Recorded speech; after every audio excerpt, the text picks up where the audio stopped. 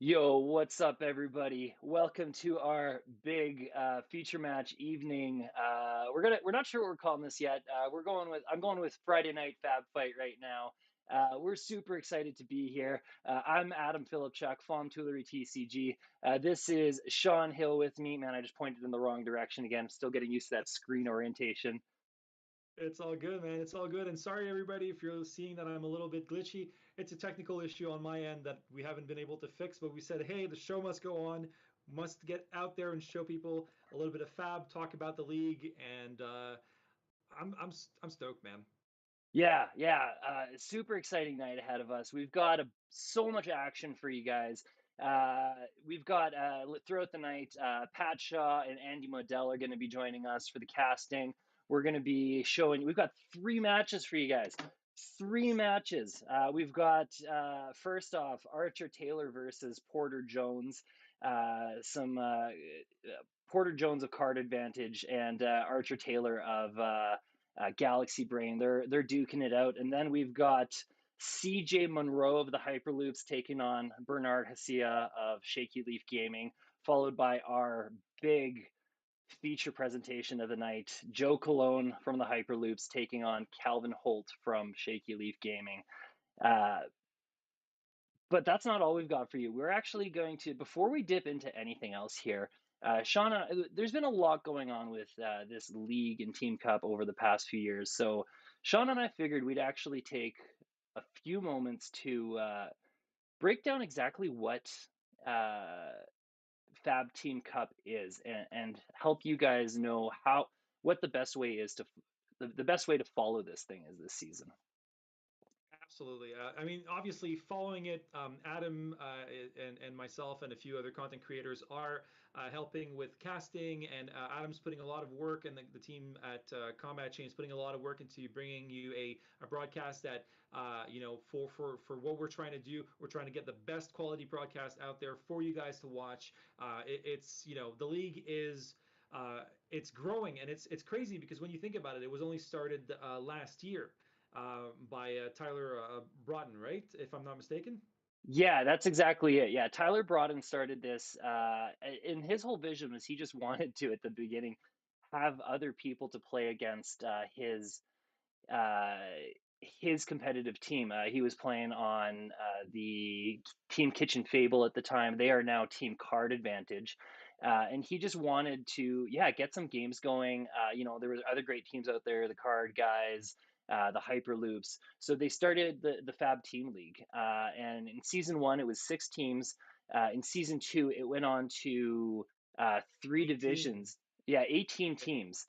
And Yeah. that's where we saw, well, at that point, like that's where us, the combat chain, really put in a lot of work uh, to bring you guys a lot of action last season.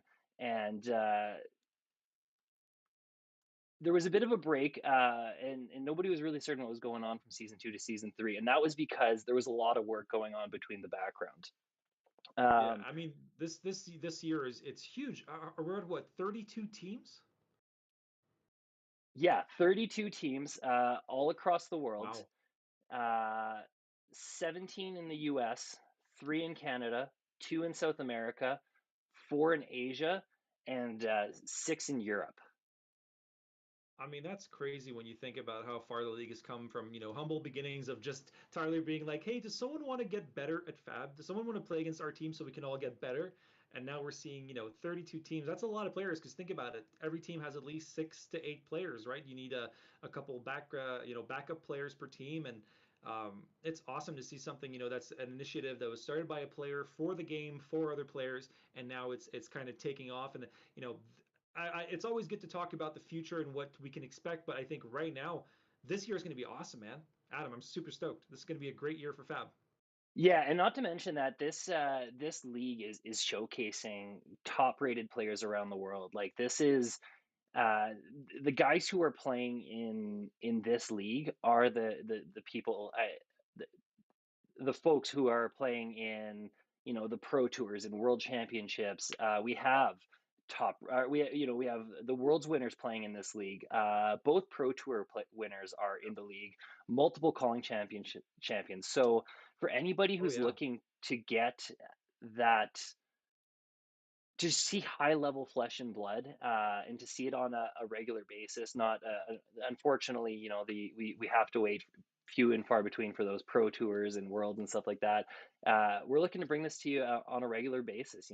At least this Friday night feature. We were able to do a bonus coverage last Wednesday. And we're going to keep doing bonus coverage as we can, and as we figure our stuff out. Uh, Oh yeah, and on our end also, like as far as content creators, I know that you and I have done it, and today it's going to be awesome. We're going to have Andy and Pat join us in later for some more commentary. But like the players, it's crazy. Like Namvo, Yukili, Bender, Brody, Sporlock, Pro Tour winners. The cast of people playing in the league is like it's people that I look up to as a player. I'm like, I want to be better. I want to be like those guys, and the league is pretty much all about that. Yeah, 100%. And we will get into how the league is structured right in a moment here, but we do have chat firing up, and I just want to say, what up, chat? We see you going. A few questions in there. Julien Bergeron asking, is this a Brewfest or very ultra competitive match tonight? I can't speak to what decks we're going to see and what heroes we're going to see. That information is held back, and only each player knows what. Well, they submit to the league, but it's all kept quiet so that you can't metagame. And the heroes get revealed at the time of match start. So I can't speak to what decks we're going to see. But as far as the player quality, we have, like I said, Joe Cologne, Calvin Holt. We have Bernard Hsia, CJ. These are top rated players. So uh, 100%. we we're going to see some great play tonight. On top of that, Julien Bergeron also asking, is there a Quebec team? And There's more than one, I believe. Well, I mean, it depends when you're looking at it, right? yeah, Like yeah, our yeah, yeah. team, our team has well, we have two players from Quebec, myself and Oscar. But there is Team Separatist Union. Yeah. And they're all based out of Quebec, correct? They're all based out of Quebec, and it's funny because a lot of people say if you're from Quebec, you know the whole separatist joke, but it's actually a callback to a faction from another card game called Star Wars Destiny. But these guys are all, in Quebec. Some of them are in Quebec City. But we do have a Quebec team, and I can't remember which division they're in. They are playing, and I'm pretty sure we're going to see them on coverage at some point. Yeah, for sure. We're gonna do our best to cover as many teams and as many players throughout this league. Unfortunately, like during this early phase, we've got 32 teams going. Like we can't cover everything. We can't cover every game, but we're going to do our best to bring you as much comprehensive coverage as possible. Uh, Absolutely. and I just see chat. When I listed off my, I think when I listed off my name of great players playing tonight, I didn't go all the way through every player tonight, and I think chat's giving me a little bit of a hard time about that. And you're 100% right, chat. Archer's a great player. Porter's a great player. Everybody in this league has something to bring to the table. I believe like this is the Yeah. these are for the most part the best flesh and blood players in the world. There is like pretty much no schlub, if that's a word I could use. There's no bad player in this league, and above that, I think good and bad it can be kind of subjective. I think it's more about like people that love the game, that want to play, and that are putting their best work out there. And it doesn't matter what deck you're playing, you got to bring your A game in this league because everybody knows what they're doing. This is not Exactly. this is very much like top quality players, and everybody takes this league very seriously. Everybody's got this at heart. I know, for us, our team just, fortunately, but we were able to take our win, in what we were playing, and we were all, there was this kinship of like, are we going to win? It was down to 2-2, and Felix took it, and it was just this feeling of like, we got it. We're a team. We're together. Let's go. Let's go. Let's try to get into the top two of the division. And that's a cool part for me is being, you know, a community moving forward and trying to get more and more games in, getting better. And I could talk about this stuff forever, but I think everybody feels the same way about Fab. We just want to play more. We want to get better, and we want to see what decks are out there. Yeah, 100%. And this is also the cool thing about this is we get with this game, we get pockets of metas. Like the North American meta is very different than the European meta, which is very different than the Asian meta. Australia and New Zealand, their metas get different. And the cool thing about this event is it also brings all those metas together, and we're going to see really throughout this we could see like what strategies prevail overall. Like this is in my opinion from like a meta clashing perspective, this is on the same stage as Worlds and as Pro Tour. Like 100%.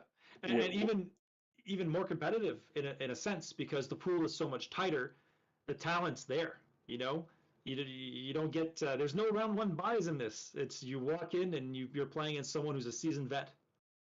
yeah, 100%. So uh, to reel it back in here, we did tell you we were going to lay out how this league is structured because it's throughout the seasons has been following. It has changed from season to season, and for anybody who's new to this, they just don't know how it's structured in general. So this season, with the 32 teams, we're taking on like a FIFA World Cup style bracket. Each team is initially being randomly seeded into pods of four. Within those pods of four, the teams will play three games within their pod. So each team will play each other essentially within the pod. And you're looking to, within those three games, get a top two finish in your pod. Finishing top two after those three games takes you to the elimination round. It's a bracket style elimination, 16 teams, and they play for all the glory. Yeah, and glory like there's quite a bit of glory. Like there's a lot of bragging rights to go through because think about it. You know, I'm a player who's I've been playing the game for a long time and I love the game, but I've never really, beaten a Pro Tour player or like a Pro Tour winner or a calling winner or any of these guys. So this could be, a chance for an average Joe like me to go in and get that kind of, glory through the league. And that's something, that some of us aspire to. It shouldn't be a main focus, but it's that little extra sweet nubbin of like, hey, I beat this person's team or that person's team, and you can get that little warm, fuzzy feeling inside. Yeah, definitely. There's going to be a lot of bragging rights throughout this league, and one thing I'm excited for is as the seasons progress, I really hope we see like friendly rivalries develop, and we're already starting to see that in some part throughout some professional or I guess competitive teams within Flesh and Blood. But to see more of it develop, because that really helps develop just that excitement to want to watch those games, as you know, like people becomes fans of different teams, and you can cheer for your team, and your team's taking on that rival team, and like I know even like as a hockey fan for myself, like there's when my team takes on the Oilers takes on a rival team like Calgary or something. That's something to get excited about. So, you you Albertans and your hockey and stuff. Now, obviously, I'm oh, from I mean, Montreal, but I absolutely get what you mean. I think there's something about rooting for a player, and not just that. Like, I'm excited to see the underdogs. I'm excited to see the teams that are like scrappy and getting through, and getting those wins that you didn't think they would, and like that's what I love. I love a hero story, so that I'm looking forward to seeing, which teams kind of cut through the cloud and go, hey, we're going to just dive up, we're going to get there, and everybody's going to know who we are. Like players that no one knows at this point in time, could become the next big thing. So that's also something I'm keeping an eye out for. These players that no one knows that could become the next big thing. oh yeah, because 100%, like in the grand scheme of things, like this game, the competitive, the professional scene for Flesh and Blood is so new that there's a lot of people who have yet to make a name for themselves. There are so many people who are undiscovered at this point, or who haven't even maybe started playing the game. And yes, we have some incredible talent already, and some people have done some incredible things with this game. But I think this is just the beginning of people establishing themselves in our professional scene. So Yeah. this is just another cool opportunity to give people a chance to make a name for themselves.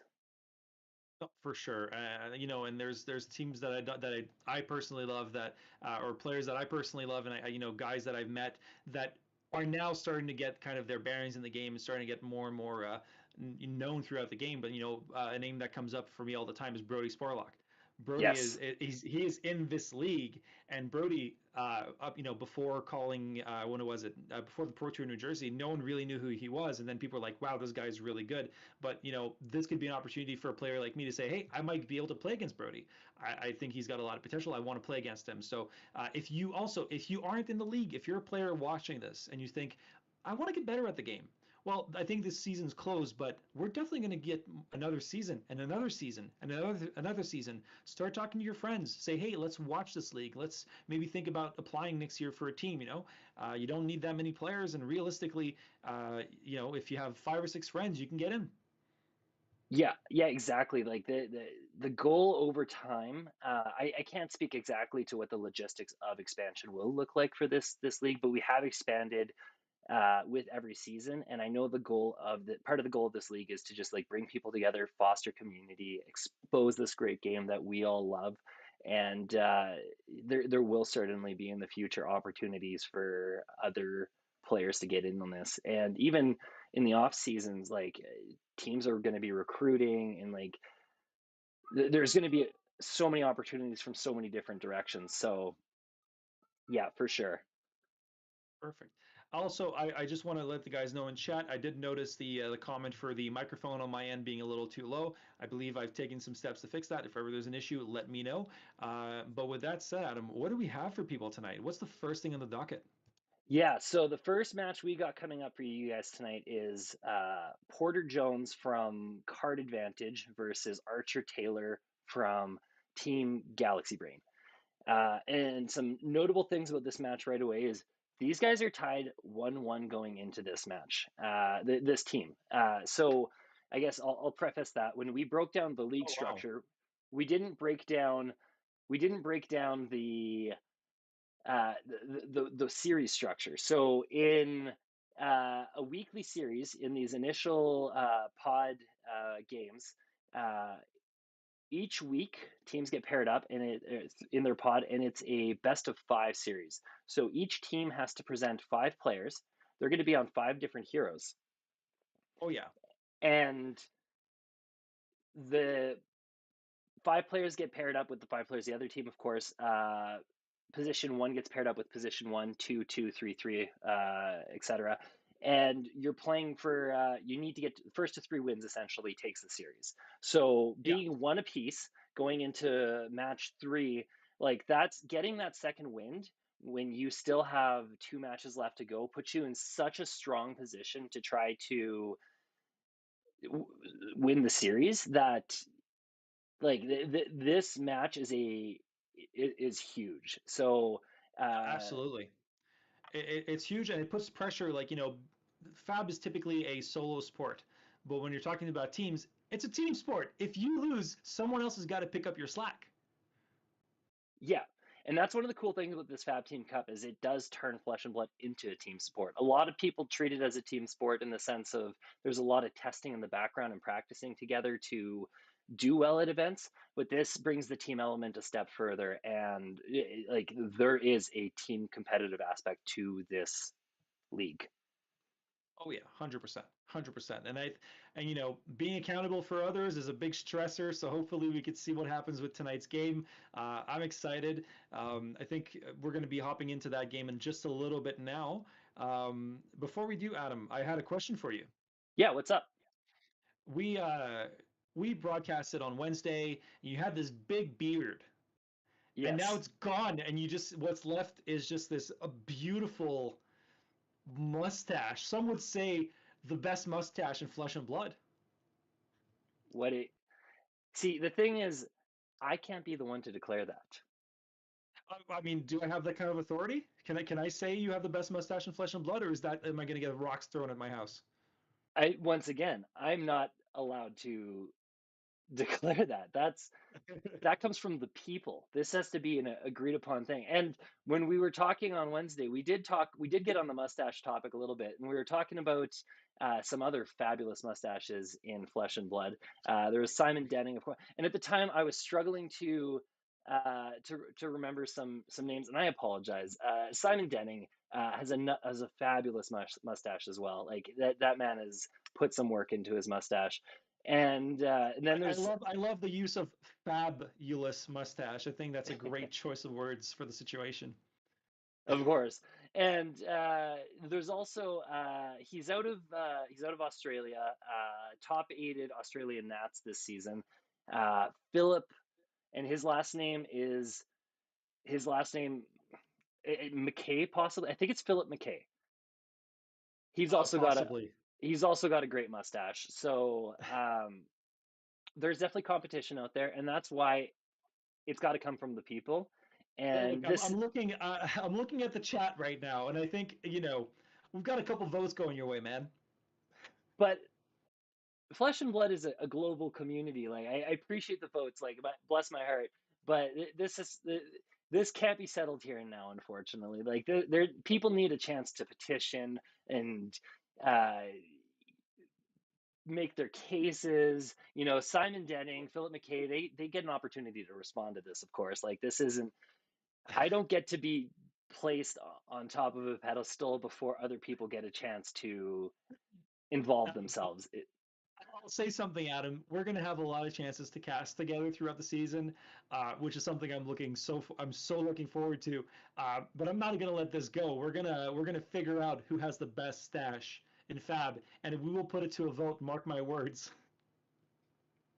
Yeah, I'm definitely eager to engage down this I'm path. I done. think this is such a fun narrative to me, and yeah, Oh, this will be fun. But I think, Sean, if you're good, the player. Well, we've got our footage from. So this match is live on tape. I did have to record the match earlier in the day, but Sean has not even watched this yet. I don't Uh, know what the decks are. I don't know anything. so this is live commentary, and we're gonna have fun with this one. So we've got like I said, Porter Jones from Card Advantage, Archer Taylor from Galaxy Brain. Series is tied 1-1. This is playing to like try to get a foothold in the series, and we're gonna. Oh, and Chad just quickly throwing it in there. Taylor from the Attack Action Podcast, another phenomenal stash. That is also one of mention up So, there. Chad, before we get into the game, I am at Shy Guy Sean on Discord. I'm on all the Discords. Please send me your top rated mustache, and I will make a poll at some point during the season. Let's leave it at All that. right. Let's get into the game. All right. Let's get down into the game.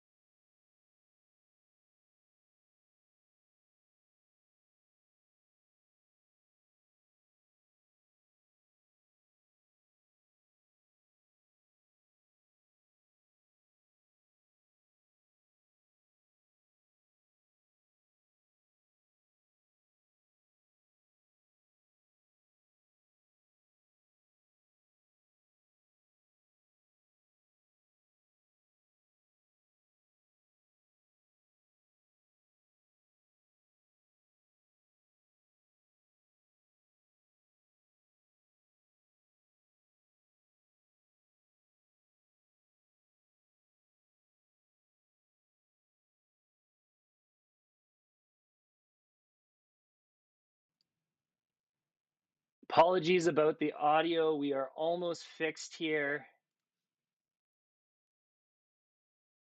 There we go. Audio is back. And My perfect. apologies about that. So We heard you guys about the audio. Yeah. in this match, we've got Kano versus Breyer. Breyer is Porter. Kano is Archer. And we already have a blazing fast start to the game. Porter opening with us, getting to go first, opening with a Channel Mount Heroic, pitching the Earth card. He's going to get to keep it around. And that's exactly where you want to be for the start with Briar. Kano before the end of Briar's turn, doing a Kano activation, finding a red Aether Flare, and then What a good card to reveal off that initial Kano. yeah, 100%. And uh, Porter has no problem taking 3 here, and now Porter has to make the decision: does he attack? And he will. because Archer only has 2 cards left in hand. Porter has the opportunity to possibly leak some damage now. So he's going to throw out a Swarming Gloomveil. This will be for 6 go again. He is going to, however, choose to Arsenal after that. He could choose to pitch and leak 4 damage, but whatever he's got in Arsenal must be worth keeping. For sure. And one of the things that we had mentioned, when we were watching the game on Wednesday of Pat versus Jorge on Briar and Pat on Fi, was how fast the meta is for North America in general, and just how fast Fab can be. And Fi versus Briar is very fast, but Kano versus Briar, it feels like it's kind of like it takes fast to the next level. Because Kano, we've all lost to Kano. We all know what Kano can do. Kano can ruin your life in like 1 turn with 4 cards, and there's no one that quite does it like Kano. So this is a really interesting thing. But just like Pat versus Jorge, first turn Channel Mount Heroic, how good of a play is that? It's I mean that sets up Briar exactly where they want to be to try to win this game quickly. So, but I will bring us back down to the play. Archer on his turn, Kano activation, finding a red snapback, then playing a red Aether Flare from hand. So Aether Flare for 3 into snapback for 6, bringing Porter down to 28. Now Porter's in the driver's seat to really try to push the damage with that channel mount at the start of his turn now. And, when you see a channel mount and you're looking at Sonata, and we're going to see Sonata revealing 2 non-attacks, 1 attack action, and a 2nd attack action in the form of a lightning surge. Now, this must feel amazing, just revealing that 2, getting the 2 hit, getting the 2 arcane out, and getting 2 more cards with the channel. If you're the Kano player in this position, what's in your head? You're sweating, and right now you're thinking like you're hoping you either have your kill combo. Yeah, I assume with Ragamuffin's hat and that Archer is looking to do the OTK or the semi OTK, and you're hoping you already have that in hand. You're hoping you found it quickly, or you have a way to find it, whether that be And card draw on top or something.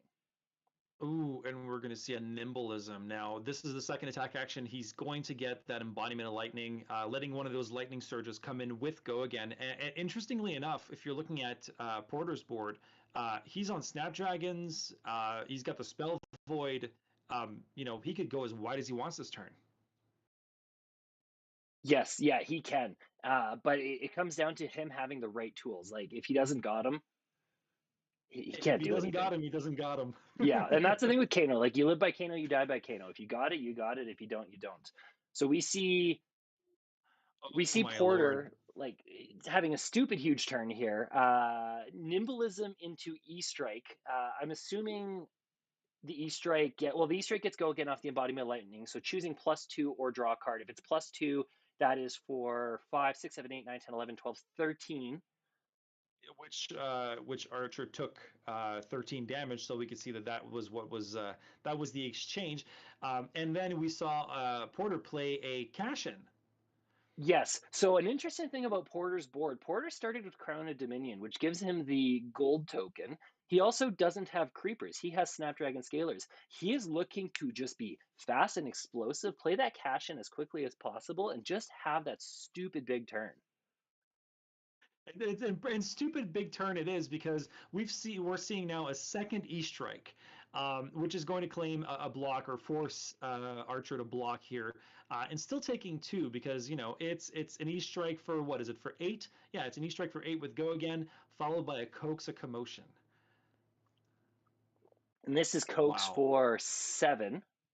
Yeah, for 7. We're He's going to gonna see the Snapdragon snapdragons it. Scalers. Yeah. So now it has go again. This is nutty. Like, this is Porter's second I mean, turn. Archer is blocked with 2 cards. He's down to 8. This is already looking grim, and we're only a couple minutes into this. Like, man, is this Briar deck explosive? so when we watched the game, Pat on Fi versus Briar, we were like, turn 1 CMH. Oh, this is not good. And this, we're seeing it again. Turn 1 CMH. This is turn 2. This is So turn 0 CMH. Yeah, 100%. So we're seeing off the Cokes hit a Quicken get made, which is hilarious because Kano doesn't really use the Quicken. So it's kind of just a bonus go again for Briar. I mean, if you play Nourishing Emptiness, you could get Nourishing Emptiness with Go again. Yeah, if you're playing Nourishing. I know, like, in my Kano deck, I just stopped playing Nourishing. I just found it was too much of a liability. Oh yeah, you kind of have to pick between that and I, and we both know who wins that race. So we're seeing Cokes, and the modes being used are what? Draw card, Quicken, no life gain. It looks to be that way. But I mean, even at that, one extra card, if the Kano doesn't got it, this isn't going to give it to them. So now we have Lightning Ooh, Surge 7 go again off the Quicken token. wow. And you have to think there's another card in his hand. You know, we've seen him, get rid of some cards. He's drawn new cards, so the second lightning surge is likely gone at this point. It was probably put down by one of the E strikes, but that begs the question: what does he have in hand? What does he got it? If he's because he's got a resource up too. If he's got to go again in hand, it's going to be another attack, likely a 0 for 4 go again. Sorry, a 0 for 7 with channel go again into Rosetta for another additional 4 after that. I if Porter's got the 0 go again in hand, I think this is game. Wow. We see a block And for 6 here, yeah, block for 6, and and it's a and there's a rabble ravenous rabble. Oh, with a revealing channel red, on top. adding So yeah, insult to injury, and then we're gonna see a Rosetta Thorn, and that's gonna be. Is this that's is GG. this is this the fastest game in the league thus far? This is one of the fastest games I've seen. That I mean, was I've been playing Flesh and Blood for a long time, and other than like Blitz Visceri, this is up there. Yeah, this is super fast. I mean, it'd be like that sometimes. My God. I love Kano, but that was, you know, there's not a lot of heroes that can go that you could say that game was hard to watch, and it's nothing on Archer's side. Kano is very brutal, but Channel Mount turn one, it makes everybody's heart kind of sink. I mean, if there's any hero who could have, even from like the brink of death, pulled it back, it's Kano. But Yeah. the only way I know Kano is winning that one, coming back from the brink of death, is you have to have the Wildfire in Arsenal. You need to probably hit something like that full hand of blues or some combination of 3 blues and a Blazing Ether. And the top of your deck, like your deck's built to combo, and you have mostly blues that 0 cost or 1 cost blues that deal arcane, that are interchangeable pieces that'll all trigger off of Wildfire, and you can have this huge turn. But Oh yeah. you still need things to work out in a very particular way. And the fact that Porter had Shock Charmer still up really kind of uh, took Porter out of that kill range. Unfortunately, like Porter And had everything right for him. you know what's so cool about Shock Charmers is no one really thinks about how good Spell Void 2 is, but I remember at Pro Tour New Jersey talking with who was it, Charles Dunn, a great player for the U.S. Yep. Who they were like some of the first players that had figured out Shock Charmers and Starvo back then. They had planned for Kano. They said, well, we've got Shock Charmers because in that matchup, exactly what you said, like having he had Shock Charmers. So even if he goes Wildfire, no AB, it doesn't really matter. Pop the Shock Charmers, take 3, and then, it's all about getting that 0 for 1, 0 for 1, 0 for 1 blazing into like a 38 damage turn. But if you kill the Aether Wildfire, you kill the turn. Exactly, and that's where the Shock Charmer is just so backbreaking. It brings, I find, like even through AB3, if I can get the Wildfire out for 6, it'll do stuff. But yeah, like if I'm in a position where I can only get out a Wildfire for 4 and your Shock Charmer's thing it for 2, like it doesn't do enough. No, it does not. But but you're right in saying, if there's one deck that can pull that back, if there's no cash in, if there's no channel amount on turn one, Kano can just go, well, I'm gonna have fun and I'm gonna deal you as much damage as I can, because Briar typically, if you're playing aggro into Kano, you want to put cards down and you want to be able to threaten damage, but the more cards you put down, the less cards you have in hand. And the less cards you have in hand, the more vulnerable you are. And it's that whole gotcha moment where, Kano looks at you and goes, how many cards in hand? And you go 0, and that's, you kind of see the sparkle in the Kano player's eyes of, ooh, I've got you, buddy. But we didn't see that today, sadly. Well, sadly, it's a great win by Porter, but being Archer, I feel you. I feel you. I know what that feels like. Yeah, 100%. And I mean, it goes that way though. And the other interesting thing I am going to point out quickly is Crown of Dominion. What an interesting choice for a starting equipment for Briar. And it makes sense though, because with what that Briar, that was a total of 3 turns in that game. The Briar is looking to have as explosive of a turn as possible. Oh And yeah. Porter did just that. And the cool thing is so yes, you're still gambling on, are you going to turn 0 get the channel mount heroic, but you have a what is it, 3 and 6? The math is, doing the exact odds math. I'm not the best at it, but you have a decent I'm chance trying of to do the hitting it. math here. You do. I mean, it's what is it? Like one in. We got some mathematicians in here, but not a 1 in 10, but whatever the math is, it's relevant. Yeah, and so if you can open with that channel mount and then you can find the cash in early, you already have so much value on board, because with the gold piece, it's a free cash in. So that's 2 extra cards at any given moment, Yeah, and it's 2 extra and cards. It it's triggers embodiment of lightning. exactly, that's what I was going to say. It also triggers embodiment of lightning. So it's Yeah. what a powerful explosive deck. Yes, my one curiosity is what's the consistency on it look like, but despite that, just the the power is insane. And I've got it looks like we actually have Archer Taylor in the chat, and he's saying Hey. it was a 46 damage turn. Yeah, 46 damage. That's brutal, man. That's absolutely brutal. But I think everybody knows though, if you're against Kano, it doesn't matter how big your turn goes. It could all go to waste if Kano has the right cards. And maybe this time it wasn't, but there's going to be a lot more matches this season. And Archer, if you're a Kano diehard like a lot of Fab players are, you'll get your day in the sun. Absolutely.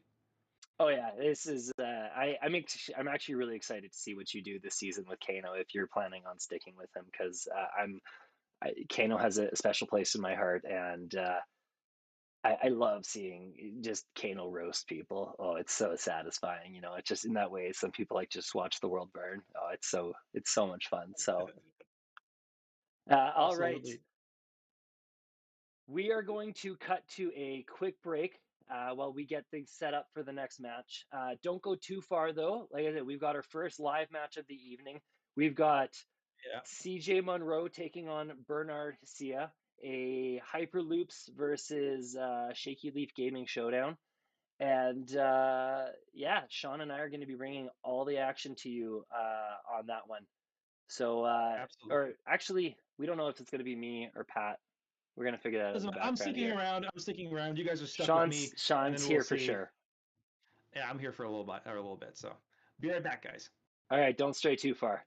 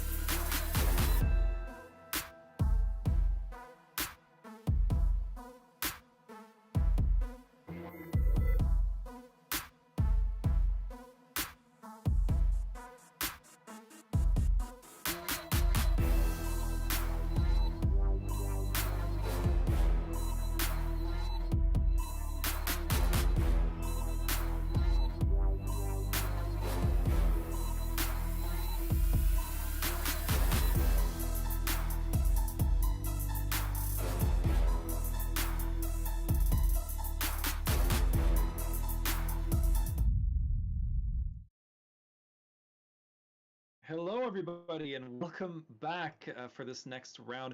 I'm Sean Hill, Adam's gone, and I've got with me the one and only Pat Smashgood. How are you, man?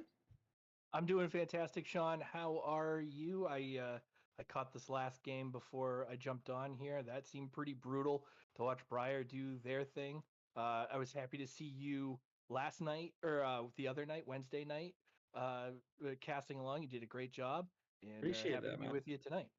I'm happy to be with you too. I've been casting alongside Adam for a while, but we have a good thing going outside, and so it's a first for us. But yeah, that game, man.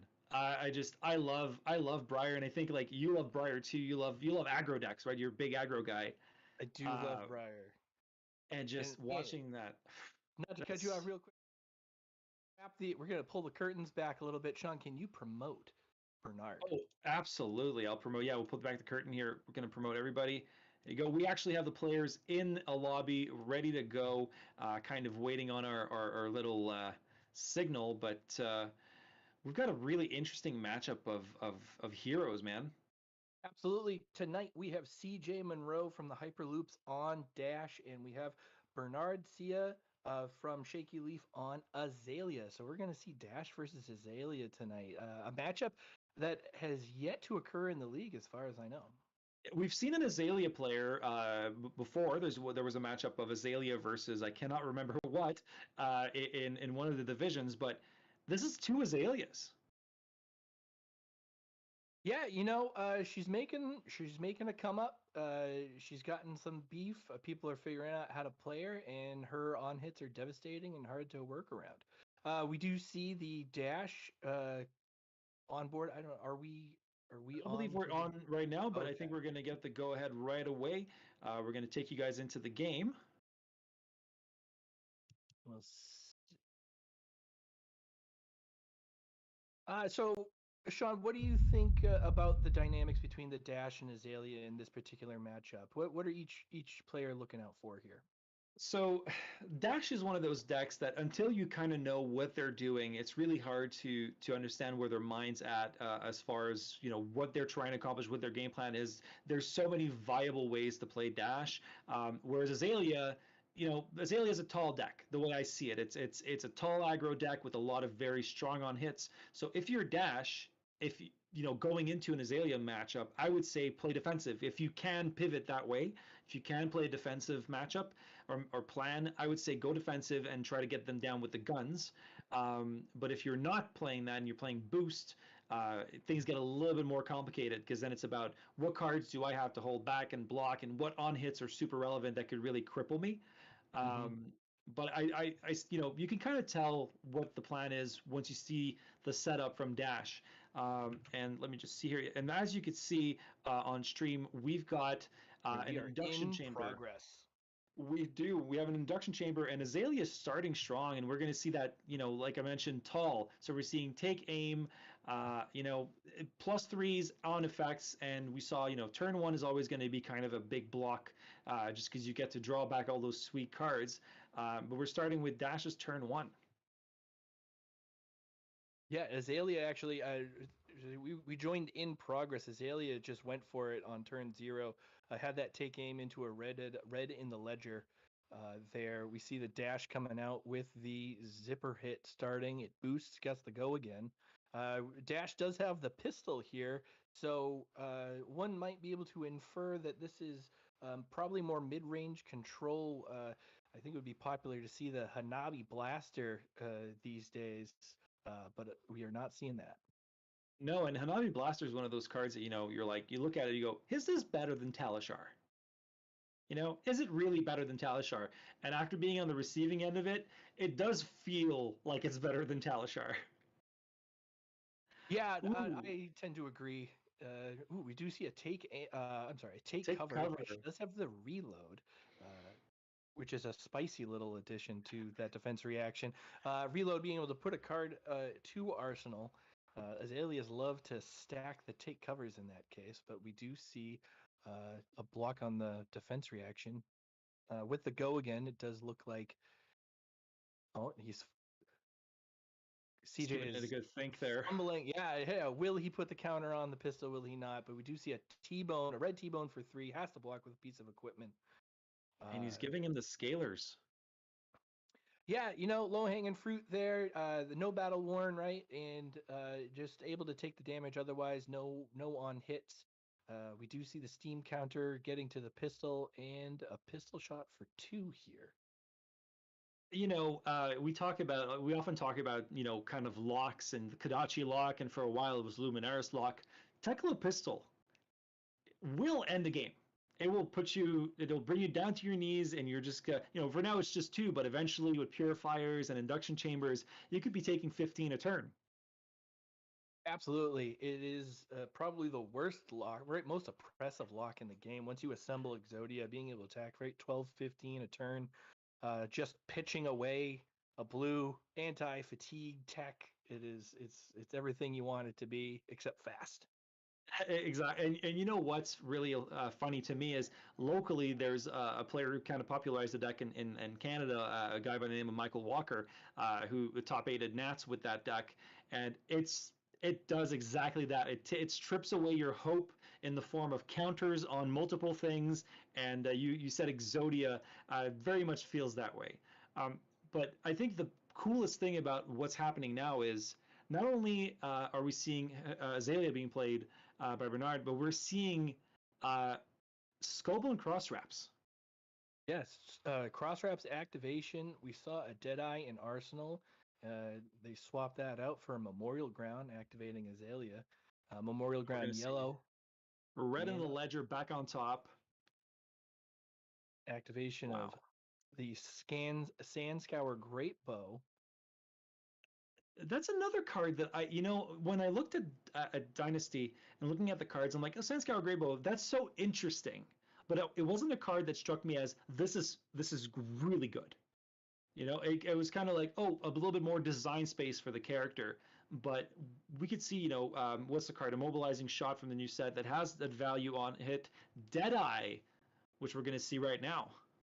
Yep, Deadeye followed by Red in the Ledger. If Azalea can get Red in the Ledger in the arsenal and fire it off, it's going to be a good day. And they've already fired one off, was able to get it on top with Memorial Ground, and now we're seeing it again loaded up with the Deadeye, giving it an aim counter. And if it has an aim counter, it gains, if this hits a hero, look at their hand and choose a card. They discard it. So we see the block right now with the equipment and 2 cards for a total of 8. And that looks like that'll be the turn, Azalea Arsenals. And we move on to Dash. Dash is an Arsenal, 2 cards in hand, still at 40 life. Still 40 life, but if you're playing Azalea and you're going into that, you can't help but feel pretty good about saying, hey, Tekla Foundry is down to 1. Because, the longer the game goes, the more you strip cards out of your opponent's hand to avoid those on-hit effects, the stronger Azalea gets, the way I see it. Absolutely. Yeah, that early equipment is always going to be crucial, especially when you get into that late game. And we do see just a pitch and a Tekla Pounder and a pass from the Dash player. Going back to Azalea, showing a Seek and Destroy in Arsenal. The Tunic is up to 3.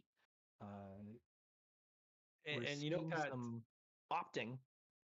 We're seeing some opting, but Pat, you kind of put the finger on it. Some people are playing Dash mid-range, and I think that's what the plan is here. We're seeing a Tekla Pounder in addition to the chamber, so he's playing both sets of items, I should say. And it really speaks towards a early boost aggro offensive plan, transitioning late into a more controlled pistol shell, where you can leak the damage early now and really grind it out with the pistol later. And we're seeing Azalea with the Seek and Destroy, followed by a 3rd Red in the Ledger in a row, being activated by the Sand Scour Great Bow.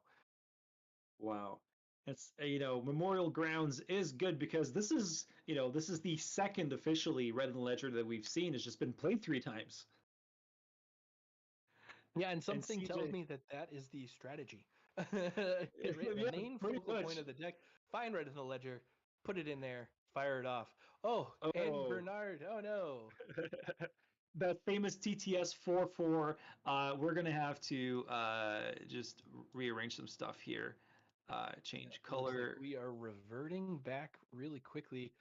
Bernard drawing Yeah. half of his deck unintentionally. Yeah, I'm just going to reassign everybody to the right colors. Yeah, there you go. And CJ, we're going to reassign you to blue.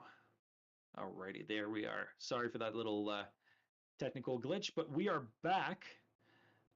Everybody's good to go. Everybody's got their cards. And so we saw a Seek and Destroy into a red in the ledger, again, fully blocked by CJ on dash. And I think, you know, he gave him even the crown to be able to block that. You have to respect that card. Absolutely. It is a devastating on hit. There is likely more to come like that, but everyone fears the red in the ledger. One action, it can be brutal to your opponent. But Azalea does have. There's only so many threats in an Azalea deck after red in the ledger.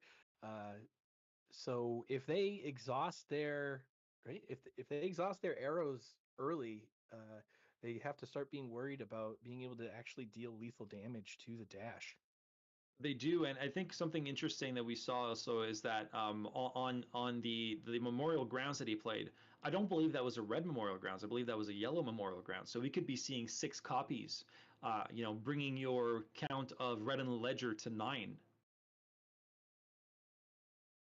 Yeah, and that's really ideal scenario for the Azalea player to be able to get all 9 in there. And we do see the Tekla Pounder getting their counters on as is appropriate. And here we go. Read the Glide Path, another card from Everfest. And it's funny because, you know, as much as Azalea's been with us for a very long time, she doesn't get as much representation. So for a lot of players, it's like, you know, you see these cards like, what does this do? You know, but your next arrow +3, opt 1. Pretty good. It is, and to your point, I am absolutely looking at the text of each of these cards as they come in to understand what they do a little better. Not an Azalea player myself, but we do see the Bolton shot. The combat chain is broken. A blue read the glide path and another red Bolton shot on the table attacking for 5. Ooh. And CJ is going, that's fine. That's fine. I'm going to take some damage now. With 2 pounders on the field, you must be thinking, what's going to happen next turn? Because I've been on the receiving end of 2 pounders, and it's quite a pounding. It is at my house. We call that a Tuesday night. But we do see a 5-card hand from Dash and 2 fully loaded Teklo Pounders. So this is like worst case scenario for any opposing player if they have anything. Ooh, and they have a high octane, which is not a boost attack. So that is It is one not. that is a reprieve if I am Azalea right now. But we do see followed up with a blue high speed impact boosting. It hits, gets the go again, which Teklo Pounder will be clicking off for a +4 total. And I believe, did that Harmstring shot hit? Because if that's the case, I believe it should cost 2, which, you know, it's not all that much, but it adds up. I believe you are correct, and that is a blue with, I believe, no resources. So I think that does add up. Yeah, just so everybody knows, the players can't hear our casting that would, you know, play things, but I think we're going to see a dice move shortly. Yeah, we're seeing, yeah, exactly. And with the Tekla Pounder, a measly 2 becoming 6, giving on hit, what is it? High speed impact is dominate to the next attack, I believe. It is absolutely correct. And it is a dominate attack, so 6 coming in. Azalea wondering if it's worth committing 2 cards for the block here. Azalea not known for their equipment blocks. I believe only the cross wrap. Yeah, the crossback blocks, Bracers is an AB1. Yep, Bracers AB1. The cross wrap and the tunic, I believe, represent its only equipment block on the board. Yeah, and it is a 1 on the cross wraps, and it's also blade break. So you know, if you block with it, it is gone. Yeah, it is a one and done kind of scenario. And we see Azalea kind of in the tank here. And this really is, are my 4 cards worth holding on to? Can I, am I closer to winning with these cards, or can I afford to take 6 damage and a dominated attack to follow up?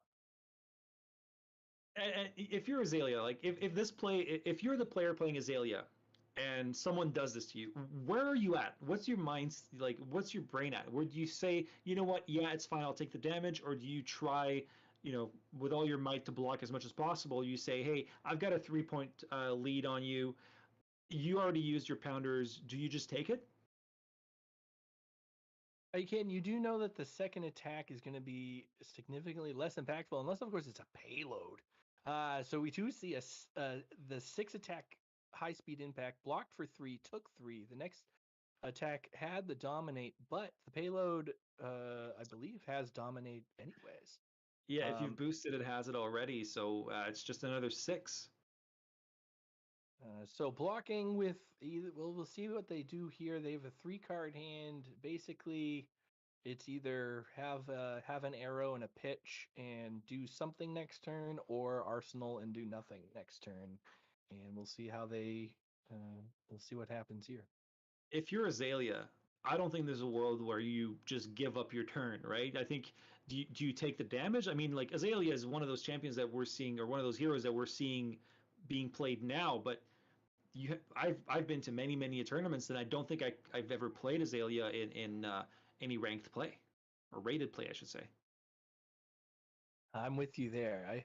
I have I have not had the pleasure of playing much for Azalea, but we do see they took the damage, and now we have a take aim with the Yep. reload. So a card is in arsenal, cross wrap exposed, activated. The endless arrow shown in arsenal. The top card being looked at by the Azalea player. Endless Arrow is one of those cards that if you're able to just keep looping it, it could be devastating. But most players will just block everything they can when they see an Endless Arrow. But is CJ going to block everything he can?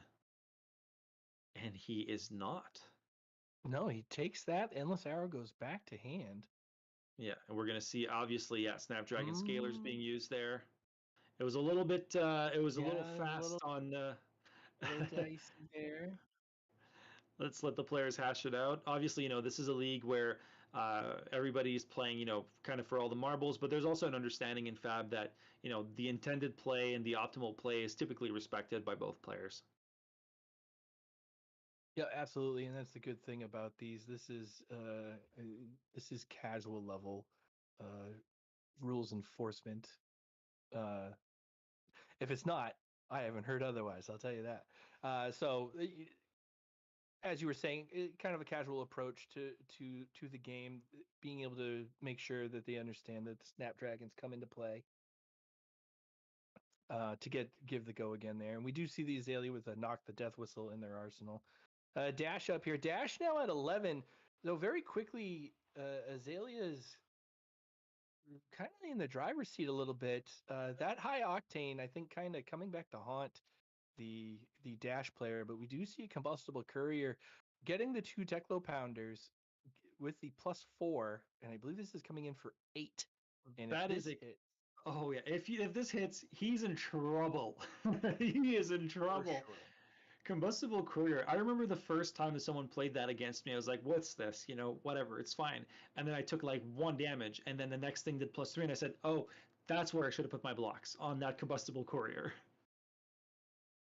Yes, 100%. This is typically a must block scenario, but in this case, it will eat. I believe this is a 3-card block if he's got it, or the 2 equipment. So he might be forced in a scenario where he's either gonna lose the turn here or eat a lot of damage. He's at 23, which is good, but it's not 40. What I like about the plays that we're seeing here is it's Brendan is really taking his time. or Bernard, I should say. He's really taking his time. He's looking at his hand. He's saying, what can I afford to lose? What can I afford to block with? He already has that Knock the Death Whistle in the arsenal. He has a play, and the question becomes, am I satisfied with taking what could easily be, let's say 11 more damage, right? Am I satisfied with taking 11 damage and having a big turn, or do I try to mitigate some and have a smaller turn? And that's where, Flesh and Blood is about how many right decisions you make every turn. And as long as you're making righter or better decisions than your opponent on a turn by turn basis, that's how you get ahead. Absolutely. And there's an argument that can be made here that as the Azalea player, or any player, when you see double Teklo Pounder, waiting them out is absolutely a viable solution here. Blocking out until the Teklo Pounders leave the board improves your quality of life, I would say. And we do see here that here's nine block here, and it does look like he's contemplating whether or not to throw the cross wrap in, and it looks like that is happening. So One of is those there a might be reason why? 2-block. It is not actually. They're all 3 blocks, but I'm trying to wonder why. Is our math wrong, perhaps? I don't know, maybe he's threatening, respecting pummel. I'm not sure. Throttle coming in for 6 now. Throttle coming in for 6. Yeah, I'm not sure if there's perhaps a +3 that we missed out on that prior to that combustible courier, or maybe respecting some form of reaction, or I'm not sure what the reasoning behind that was. But I think if I'm not mistaken, you're going to have a chance to interview the winner of this match, or we're looking at possibly interviewing the winner of this match afterwards, right? Yep, we are going to grab whoever wins and put them into the room, and we'll ask them some questions. And we did see, to follow up, that it was a throttle into a red T-bone, and now we're back onto the Azalea's turn. They are knocking the death whistle. Such a cool card. Like I always love the art for it, especially the foil has the eyes are very, very, very shiny, so it kind of looks a little ethereal when you look at it. I remember opening some Arc Unlimited way back when and finding that it was a really, really nice card, and it is a good card above it. And we missed the Goliath Gauntlet popping. Oh, there it was. Yeah, absolutely. That's why. Because these guys, they're good players. Thank you, chat. Thanks, chat. These guys are good players. They don't they don't make mistakes like over blocking for no good reason. No, much easier to not see the Goliath Gauntlet than for them to get their math that wrong. Yeah, exactly. But we're still seeing Knock the Death Whistle and quite a bit of searching here from Brendan. Quite a bit of searching here for Bernard. He's going through. I do believe that one of those cards that was used was a red in the ledger. It was to block. Yeah. So I do believe all 3 are in the graveyard. Yeah, and he's going to go get an Endless Arrow. Endless Arrow, one of those, same as red in the ledger, really kind of forced interaction. Getting that card back in hand can really have devastating effects for the opponent, and we see that. It's blocked. Endless Arrow goes to the graveyard, and that ends the turn pretty quickly for them. So the dash comes out. We do see a red zipper hit coming in for the attack, a boost. The last of the Teklo Pounder. So Teklo Pounder is done. Yep, 9 go again. 9 go again. And also something of note, Teklo Foundry's done. There's no more block on it. So Azalea's all go. Yep, that's correct. No armor block left for dash. Azalea still has the 1 there, and we do see a Fate Foreseen blocking 4. Fate Foreseen. Wow. If you were to say, Sean, how do you build Azalea? I don't think I'd say Fate Foreseen, Sink Belows, Reloads, but Bernard's like, no, yeah, those are in there. We do see a Teklo Foundry Heart activation, breaking the combat chain, 2 Mechanologist cards, hitting banish for the 2 resources, and we see a Pulse Wave Harpoon following up that last attack. New card from Dynasty. Pulse Wave Harpoon reads, when this attacks a hero, they reveal X cards from their hand, where X is the number of times you've boosted this combat chain, which is just the one for this boost, because it did break the combat chain. Choose an action card with defense less than or equal to X, then add it to that chain. And they put it away as I was reading the rest of that card. Essentially, We it do forces see a block. Yeah. Yep, absolutely. But I'm kind of drawn to what's going to happen next, because we're going to see search and destroy, seek and destroy. Yep. Seek and destroy into a Heat Seeker. Heat Seeker, when this hits at the beginning of the year end phase, put the top card of your deck face up into your arsenal.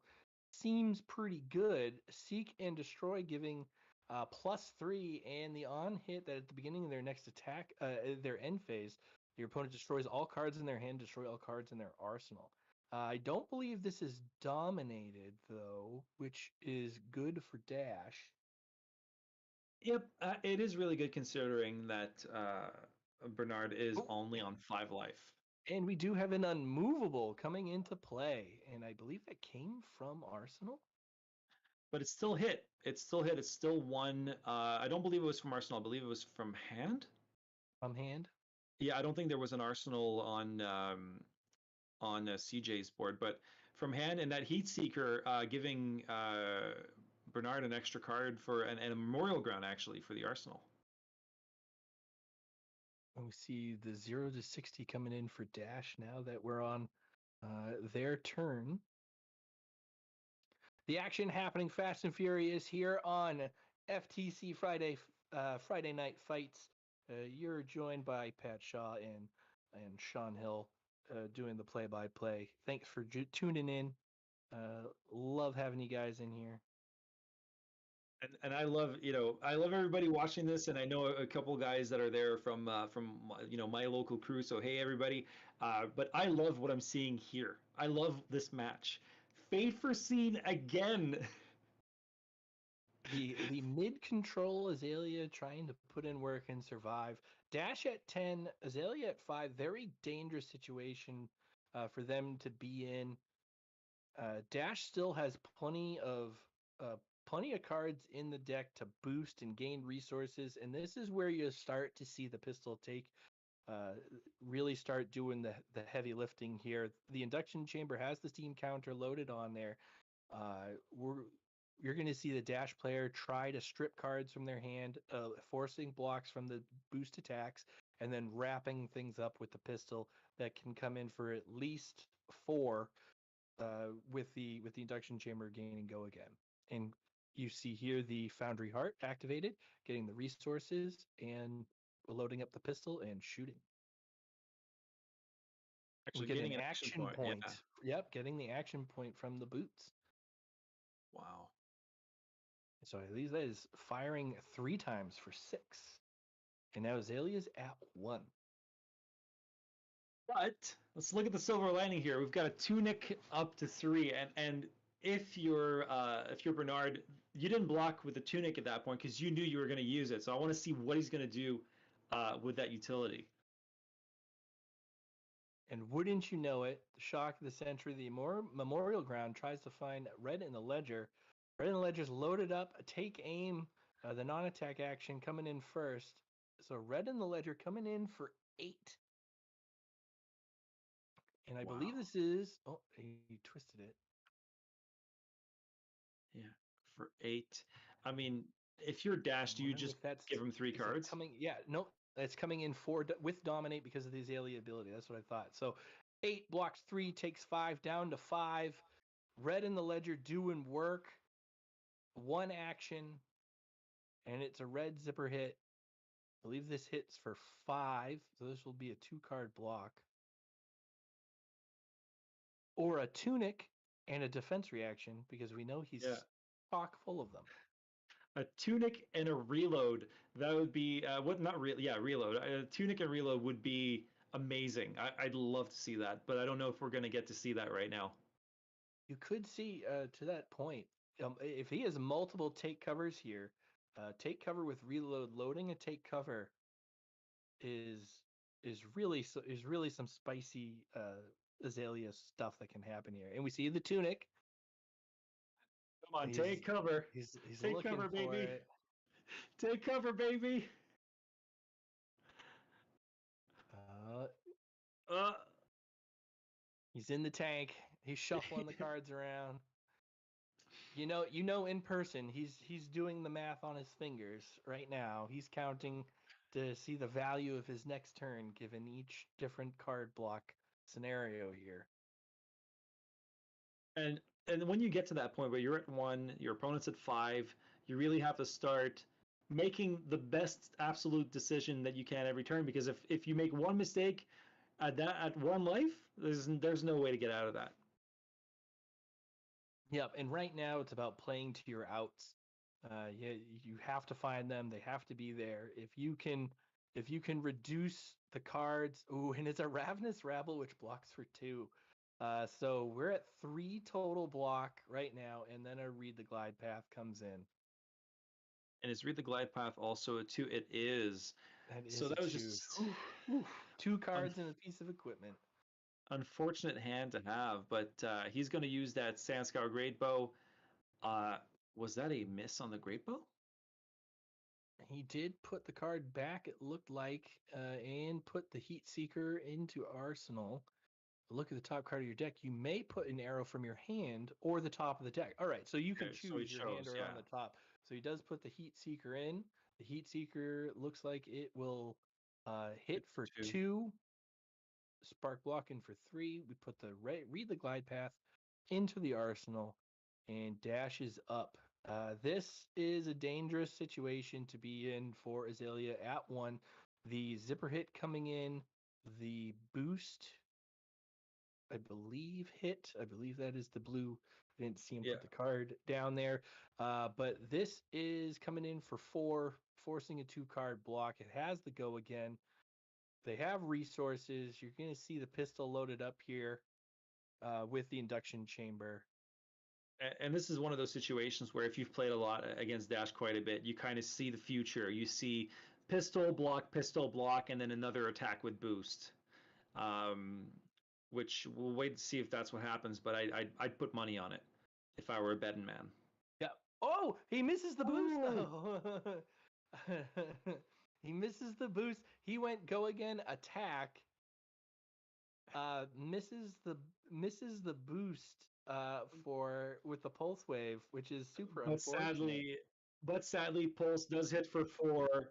Yeah, and Pulse does hit for 4, come in for 4. He only had 1 card in hand, blocked for 3, and took that final 1. Had that miss happened a little bit early in the game, that could be everything, pretty much.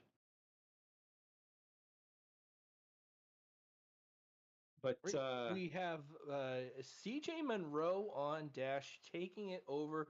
Bernard Hsia from Shaky Leaf on Azalea in what really was a very close game.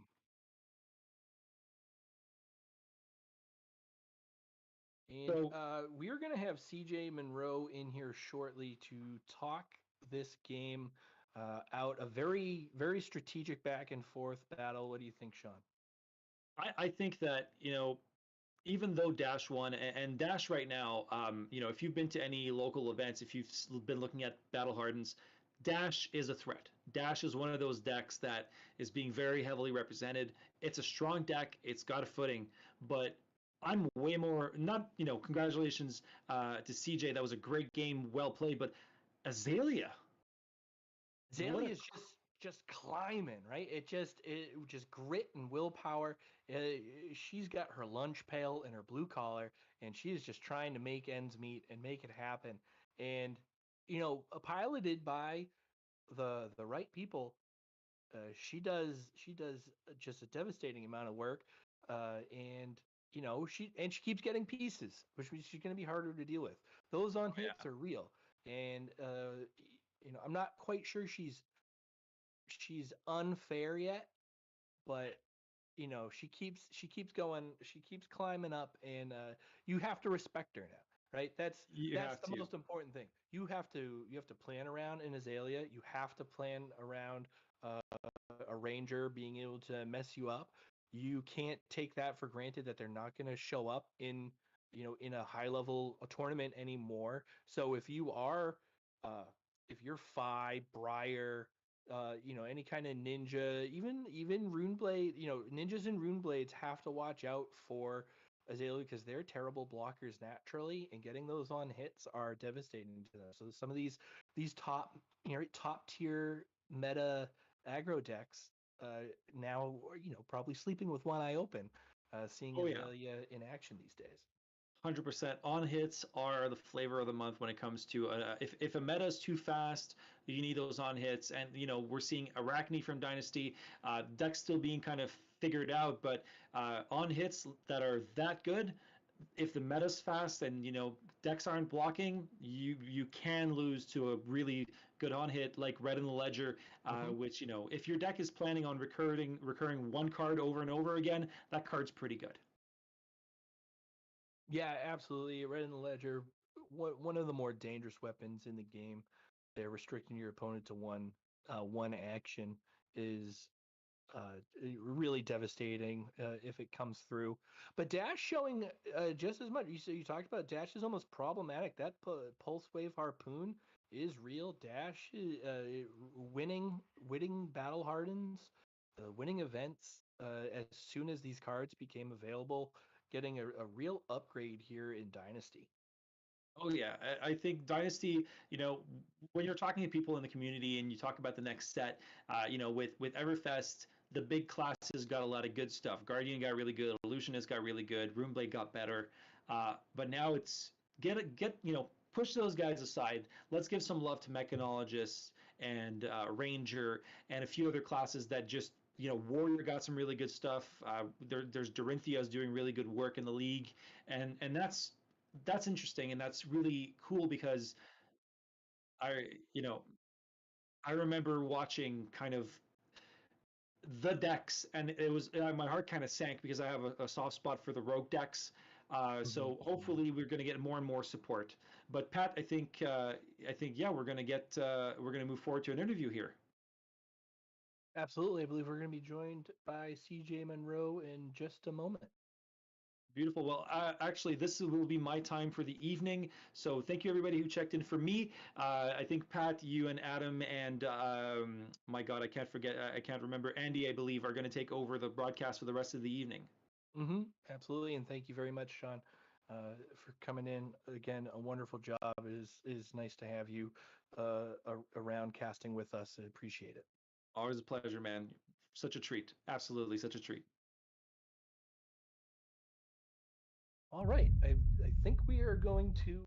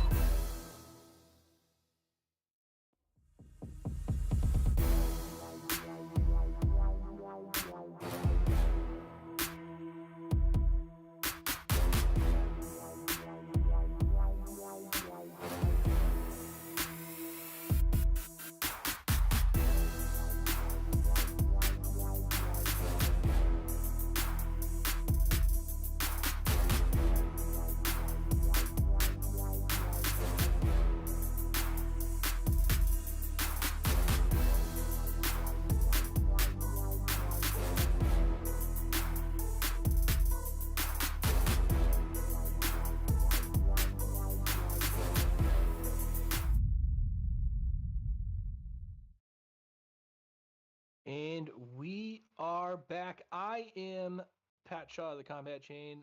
We just wrapped up watching CJ Monroe take it over Bernard Hsia on Dash, and we are joined here by CJ. CJ, how you doing?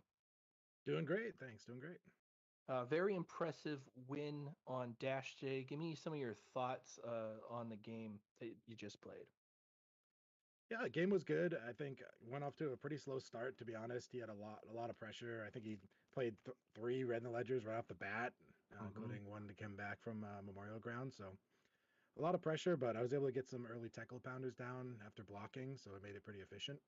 And then able to come back with some big turns. I think I came back with I think it was a 10 power combustible courier and a 5-card hand. Felt pretty good. I think that's where the tempo took a swing for sure. Now, when you see Azalea flipped over as your opponent's hero, what starts going through your mind as a Dash player? Well, I actually I am a Ranger main for the most part. Honestly, I play All a lot right. of Lexi, but I have played a lot of Azalea, so at least I knew what they're trying to do, and I understand the thought process, right? So I felt comfortable. I just knew I had to keep my health toll high enough to not die from a random dominated arrow and come back with some pretty big pressure. Because at the end of the day, without Death Dealer, it's really hard for them to keep the tempo, right? Because they can't have a strong 2-card hands. So the new bow is very good, but it doesn't allow them to block as efficiently as they could before, I think. Sure, absolutely. Now, you flipped. You had a lot of new cards from Dynasty. We noticed that you flipped the pistol. Tell me a little bit about your strategy going in here, and maybe some of your sideboard choices, uh, determining how you were playing out this game. Yeah, so I wasn't sure, to be honest. You can play Azalea a few different ways, right? So going to the sideboard, I was unsure if they were going to try to block out a little bit more and try to set up some big turns. So I wanted to have the pistol in case it was a back and forth block and not a race. And then just play my items out slowly over the game. More mid-range strategy was my go-to.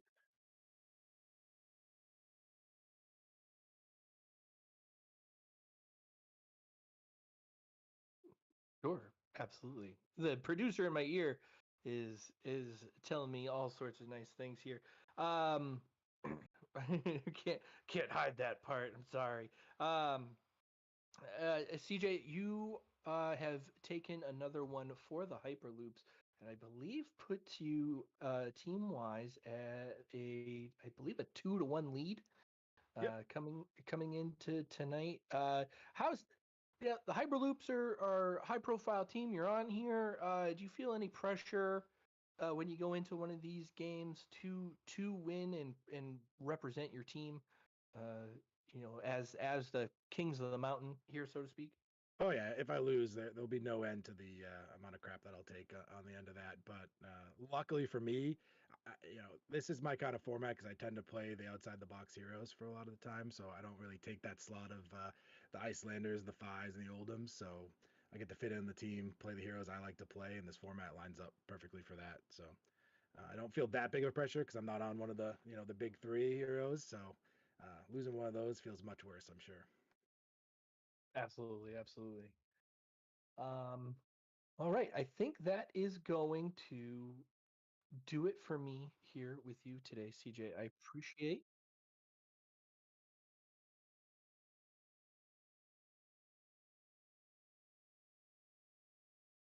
So I definitely I went a little bit more mid range, I would say, over aggro, over control. I brought in the unmovables because I know I wanted to stop the dominated arrows, but I still wanted access to the pistol and the go again ability, just in case I had to block and play my items. But I didn't think I had as much time to set up a really late strategy just with the dominate and a lot of new ways you can play Azalea, right? So with that unknown of how they're going to take that hero, I didn't want to take the risk. But I'm not saying it's right or wrong. It could have been right to go more control for sure, but I didn't want to risk it. I wasn't 100% sure what they were going to do. Well, the strategy paid off here today, Cotton. That is for sure. You came out with the W, and we appreciate your time here today. Absolutely. Thanks everybody for you guys running the league, and hope you have a good one. You as well, and I think we're going to do a little transition here. And the next game coming up is Joe Cologne versus Calvin Holt. They are getting ready and almost ready to start. We'll be kicking that game off a little early, and we will be back in a couple minutes to kick that off.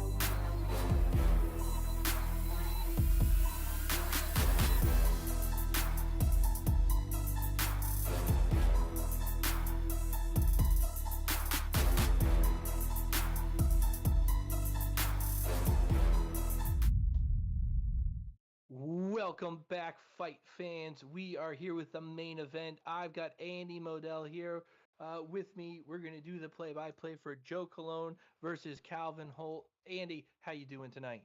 I'm doing well. How are you, Pat? Lots of exciting games this evening already.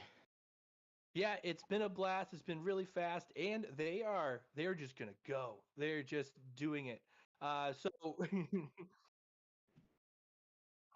All yeah, right, the excellent. points have already started. We should be shifting overview to them so far. We have Calvin Holt going to be on Viserai, and then we have Joe Cologne on Oldhim. A classic battle of this Runeblade versus Guardian. Viserai generating the rune chant on turn 0, arsenaling and passing, getting the tunic up. We see Joe here responding with the Channel Lake Frigid, followed up with the Winter's Wail. It is coming in Frosty, pitching another Channel Lake Frigid for 4 on hit Frostbite here. Andy, tell me your thoughts on Joe and Oldham. Is that Yeah, I know he well, used to be you know, chain player. Yeah, Joe and most of the loops were on chain up until the deck hit Living Legend. During U.S. Nationals and Worlds, a lot of them were running Oldhim. Joe top 32'd, I believe, running Oldhim both on in Blitz and in CC. And right now, we see him up against the Viserai. Viserai Oldhim, I feel, is one of the matches that Oldhim is slightly favored into. Historically, it's one of Viserai's least favorite, mainly because of the disruption that he presents. We see Joe right now has a Channel Lake Frigid, threatening a Frostbite. Viserai likes to get lots of cards out to get the go again, to get the non-attacks and the attacks. And right now, Joe's just making that hard for him. Dynasty did introduce a lot of cards that seem to be leaning towards a more OTK kind of mid-range strategy for Viserai. It'll be interesting to see how many of those we see. The OTK strategy used to be a lot easier to accomplish with Bloodshea Skeleton. Of course, that got banned earlier this year. Viserai still kind of make a mainstay in the meta, but especially lately has seen kind of a drop-off here, so it will be interesting to see the dynamic between these two decks in the new era. Yeah, I feel like a lot of the cards from Dynasty, people are still trying to figure out, are they actually worth including? The new weapon on Runeblade, I believe, Annals of Sutcliffe, the book that lets you make rune chants, not being ran by Colvin here over Rosetta Thorn. Rosetta Thorn's still such a powerful tool that until that hits Living Legend, we're probably not going to be seeing Runeblades running much else. No, and why would they, right? 4 for 1 will always be great. We do see the the Rika Corruption coming in from Calvin Holt. That was head started with a rune chant. Rune chant came a rune chant plus the corruption coming in. The rune chant negated, but it looks like they took the damage from the Rika Corruption, -1 from the Crown of Seeds. So getting that hit, Calvin Arsenals, and we see Joe following up with a Spinal Crush. Yeah, straightforward. Spinal Crush. That demands 2 cards pretty much always, unless Colvin wants to give him all the equipment. Also, though, it looks like Joe forgot to hit his Tunic trigger, so an early mistake right here on his second turn of the game. Yeah, we'll see if that comes back to haunt him. We do like to see as Oldhim, right, the Tunic counter essentially giving a free card to Oldhim. That will now be delayed. We do see Calvin indicating cards that he'll want to block by turning them sideways, kind of telegraphing his potential plays. We see 2 Shrills and a Revel coming down, still taking 1 from the Spinal Crush. We see the Channel Lake Frigid going by. No, did not get 2 ice cards in there. And now Oldhim Arsenals. So he maintains that arsenal, draws 4, and we're back to Viserai, who does have the Tunic online.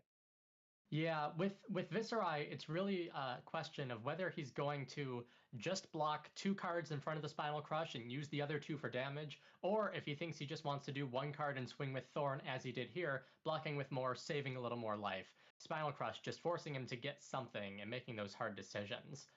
Speaking of hard decisions, this one doesn't look as hard for Joe at all.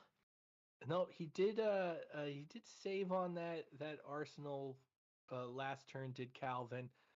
You got to wonder if maybe that is in fact a defense reaction that he's holding on to. If it is, now's a hell of a time to throw it up. We do see the fused Oakenold coming in, one of the more oppressive attacks in the game.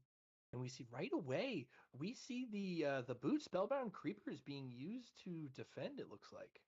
Yeah, Spellbound Creepers can get you so much utility if you use it right, but it looks like Calvin's deciding right now that he wants to keep from discarding the cards in his hand, maybe sacrificing those additional action points later in favor of just trying to block now and come in hard while the life totals are still high. We do have that double sink below, as you predicted, one in the arsenal, and he did just pitch one to the Rosetta Thorn last turn, so drawing all three at once must have been a bit frustrating. Yeah, you hate to see it, but it does serve him enough here to preserve some life and negate the on hit here for the Okanold. But losing the boots is a hefty price to pay in itself. Joe lets it pass, and we see the arsenal and draw. We see Viserai now responding with a 3-card hand, which still can do some damage, but it'll be interesting to see what happens here.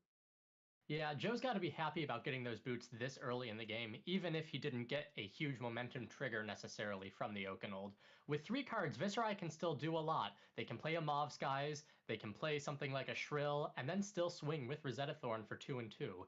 So if they have the right 3-card hand, this could be great for Calvin, but we'll see what he has in just a few seconds, hopefully. Yeah, it makes you wonder that he had a lot of different options there, but he did choose the boots. Maybe his build with the sideboard for Oldham is a lot less dependent on these maybe big non-attacks, so he was willing to see it go. It does seem a little premature. We'll see what kind of consequences there are to that. We do see Blue Pitch activating the grass, creating a rune chant, and Reek of the Corruption Blue coming in for I believe that is a 2 damage. Yeah, it's coming in for 2, but it has that on-hit discard because he created the rune chant, so really making that a must-block card. Oldham's going to have to give him a card either from the discard or in the block, so Joe might as well save his life a little bit with that Sink Below. Yep, Sink Below coming in a timely manner here, and Viserai looks like he's just simply arsening. Oh, he's got a little confusion. Yeah, sometimes on TTS, you put cards on the top, you want to put them on the bottom. Your weapon shows up in the middle of your deck for some reason. Hopefully the players can figure this out without anything too complicated going on. Is he missing his rune chant? Oh, there it is. He bottomed his card instead of discarding it. Yeah, sometimes if you're trying to move stuff into the discard while the end turn button's putting things on the bottom, the stuff you've got your cursor over ends up under there as well. Looks like Joe is using that Tunic counter, maybe 1 turn late, but not too late for this fused Endless Winter. Endless Winter, one of those cards that I feel has gotten a lot more play, especially following the ban of Prism. You've been seeing these a lot. They're very effective in stopping those decks that really want to keep cards and don't want to have rune chants. Yeah, and I've noticed an uptick as well with the Pulse being banned in Classic Constructed. You want to have just another powerful fuse effect, and we have the Okanold looking for both elements, but Endless Winter, straightforward ice fuse there, and it does look like it's coming in for 8, and no block, which means no frostbites were added to the chain. So Viserai making the decision to eat it, and though the on-hit effect is still active here. So every time Calvin activates an ability, that's his Grasp the Arknight or his Rosetta Thorn, that's going to end up creating a Frostbite. Though playing cards, like he's doing, aren't going to be affected at all. Here we have the Mauve Skies into a Drowning Dire. Drowning Dire, another one of those cards that has an on-hit effect, though in this case, it's the Dominate that's likely the most useful aspect. Yeah, coming in for 5, but forcing either an equipment or leaking damage through. There is a bit of there is the on-hit from the Mauve Skies. We do see the Stalagmite and the Glacial Footsteps being used to block a Frostbite being generated. And we see a pitch in the reaction phase and a pummel. Yeah, I'm not sure what he had, or I bet Joe wasn't sure what he had that was going to go in through. If that wasn't a blue card in Calvin's hand, that Frostbite would have made it so that if he played the pummel, he couldn't Rosetta Thorn. But it looks like that might have been a unfortunate use of the Stalagmite for Joe. Pummel's going to cause the discard, the on hit, both from the Mauve Skies and from the Drowning Dire. This is a solid move for Calvin, and the reason likely why he took all that damage from Endless Winter. Yep, the 5-card hand, not quite as explosive as it used to be, but still very effective here. And with a 3 rune chance, still able to come in with the Rosetta to follow up Viserai in a good spot right now. Yeah, there are a few cards from Viserai that really get the explosive factor that people are used to. We saw a block with a Revel and Runeblood earlier, probably still 2 of those left in the deck. Over here, you hear about the Pummel Viserai, and it looks like that's what Calvin's playing. With all of the 2 cost attacks that Viserai tends to run nowadays, it makes sense to try and get some of that disruption through, not only in the form of the discard and the on-hits from the cards, but in the pummels as well. And against an Oldhim, I'm not sure how effective this strategy is, as it would be against, say, a more aggro deck like a Phi. What do you think, Pat? Absolutely. And we do see here the rune chants where it looks like they were negated with the arcane barrier. 2 arcane from the Rosetta coming in and a block for the physical. So Joe down to 28. And yet I think Oldham's defensive nature does make disruption a little harder there. Joe has seemed to be okay for the most part, eating some of that damage, and I think in the long run he should be in a pretty good spot as long as he uh, maintains his game plan here. Stay defensive, get that keep that arsenal online, be able to cycle through with Crown of Seeds, play to that second cycle, and try to finish Viserai then. Mm-hmm. Yeah, so we see Calvin on Viserai with another one of those momentum turns, all 4 cards, showing up with one of these new Dynasty cards. Haven't seen a Deathly Duet played before here. Looks like the card pitched was a Shrill the Skull form, so that's going to give +2 to the Deathly Duet, bringing it up to a 6 power, followed by that Mauve Skies with an on-hit, create a rune chant, and the go again. Yep, another seems like must block scenario here for Oldham. 6 attack, not insurmountable though, and we do see the Crater Fist. Oh, we see Joe thinking about the Crater Fist and a Stalagmite, and he does do that with the Oakenold. Again, the Frostbite from the Stalagmite. It is a full 6 block. We do see 1 pitch, 1 resource available in pitch, so we don't have to worry about a pummel coming in again. But we do see that full block in the Stalagmite. We see the pitch and the Rosetta for 1, 2, and 2. Yeah, in this case, Joe giving up the Stalagmite probably to block against the on-hits more than to cause the disruption, but the Frostbite did prevent Calvin from getting that Arsenal, which might help Joe get the momentum back. 3 cards in hand, 1 card in Arsenal. Let's see what Joe's able to fire back after using his equipment to keep those cards. Yeah, other than, we do see a red Frostfang coming in for 5. The on-hit, a pay 2 or discard coming in, and we do see the card in Arsenal, card in hand. Oldham a little more known for the pummels than Viserai, so it's definitely something that Calvin now has to weigh as he's looking at this. He can block for exacts or risk getting that pummel over the top. Yeah, unless Calvin wants to sacrifice all of his equipment, including the tunic here, he's going to have to give Joe a card no matter what, either to block Frostfang or for Frostfang's native on-hit, which is a discard or pay 2. So even if he takes all the damage, he still has to take a card out of hand. Looks like Calvin thinking about blocking with 2 cards, but as you mentioned, if there's a pummel in Joe's arsenal, then he'll have to give up yet another card. Let's find out. It is the yellow pummel. So getting the +3 and the discard, this should force the rest of his hand out. Yeah, 1 from the Pummel's discard on hit, and then 1 from Frostfang's. Looks like Calvin is just going to have a Tunic and Pass turn right following this.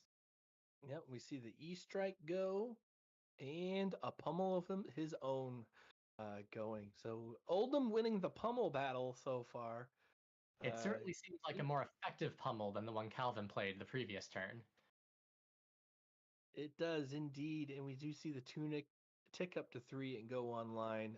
Calvin has a 4-card hand and passes, and we see a red glacial footsteps by Joe. We see the pitch, no fuse, so coming in for just a good old-fashioned 10, I believe this is. Yeah, not seeing the fuse, but seeing the ice card discarded, you have to wonder what Joe has in his hand. Likely not a blue card, or else he would have kept that ice card to reveal. So it could be another pummel, it could be another red threat like the Spinal Crush, the Okanold, the Frostfang, or it could be a defense reaction. But Calvin has to think about that going in after he blocks this, knowing Joe probably still has some threat that's going to be presented in the following turn. Yeah, it is a good opportunity.